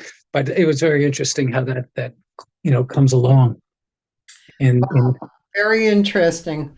Well, okay. Obviously, we could talk forever, but I will go. Thanks everybody for being here. I'm back on a kick for the noontime hang, only once a week, but still, because in the beginning, TJ, I did 6 days a week for 9 months. But anyway, next is maybe a guy Michael O'Neill. Michael O'Neill. That's very Guitar, familiar. guitar player, has played with George Benson for 20 years. Oh, Do you know him? No, I don't. He is I want to meet him. such a good guitar player. When is he on? He's Monday? on next Tuesday, January 9th. Okay. And Okay. do you happen to know Ralph Skelton? No. I have to introduce you guys. Ralph has been a long time worker on amps, like I guess a highly sought after guy for amplifier stuff. But anyway, I'll have to meet. I think you guys would get along really well. But Michael O'Neill next Tuesday, you guys, and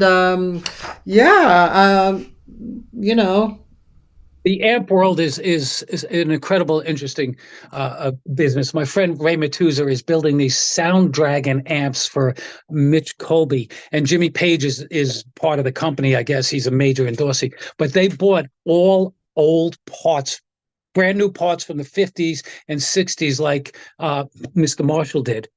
And all of those transformers, they sell the amp for $23,000, $22,000. But every part on that Sun Dragon amp is from 50s wires. Everything, the screws holding the chassis together are like 50s.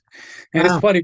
We see them at NAMM. It's 22,000, and my friend Ray works with them making them. But the amps are an incredible world. Your friend, if he's coming to NAMM, I'll connect him with him. Yeah, I'll definitely have to connect you guys. I think it would be a good connection.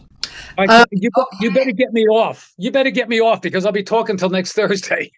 It was really fun. It was so nice, and it was such a privilege and an honor to be asked to be on your podcast. I mean, it really was just a tremendous honor. Thank you so much. Oh, you're welcome. Thank you for being on. Thanks to Julie for helping. Bye, guys. Have a great day. See you later. Okay, bye-bye now.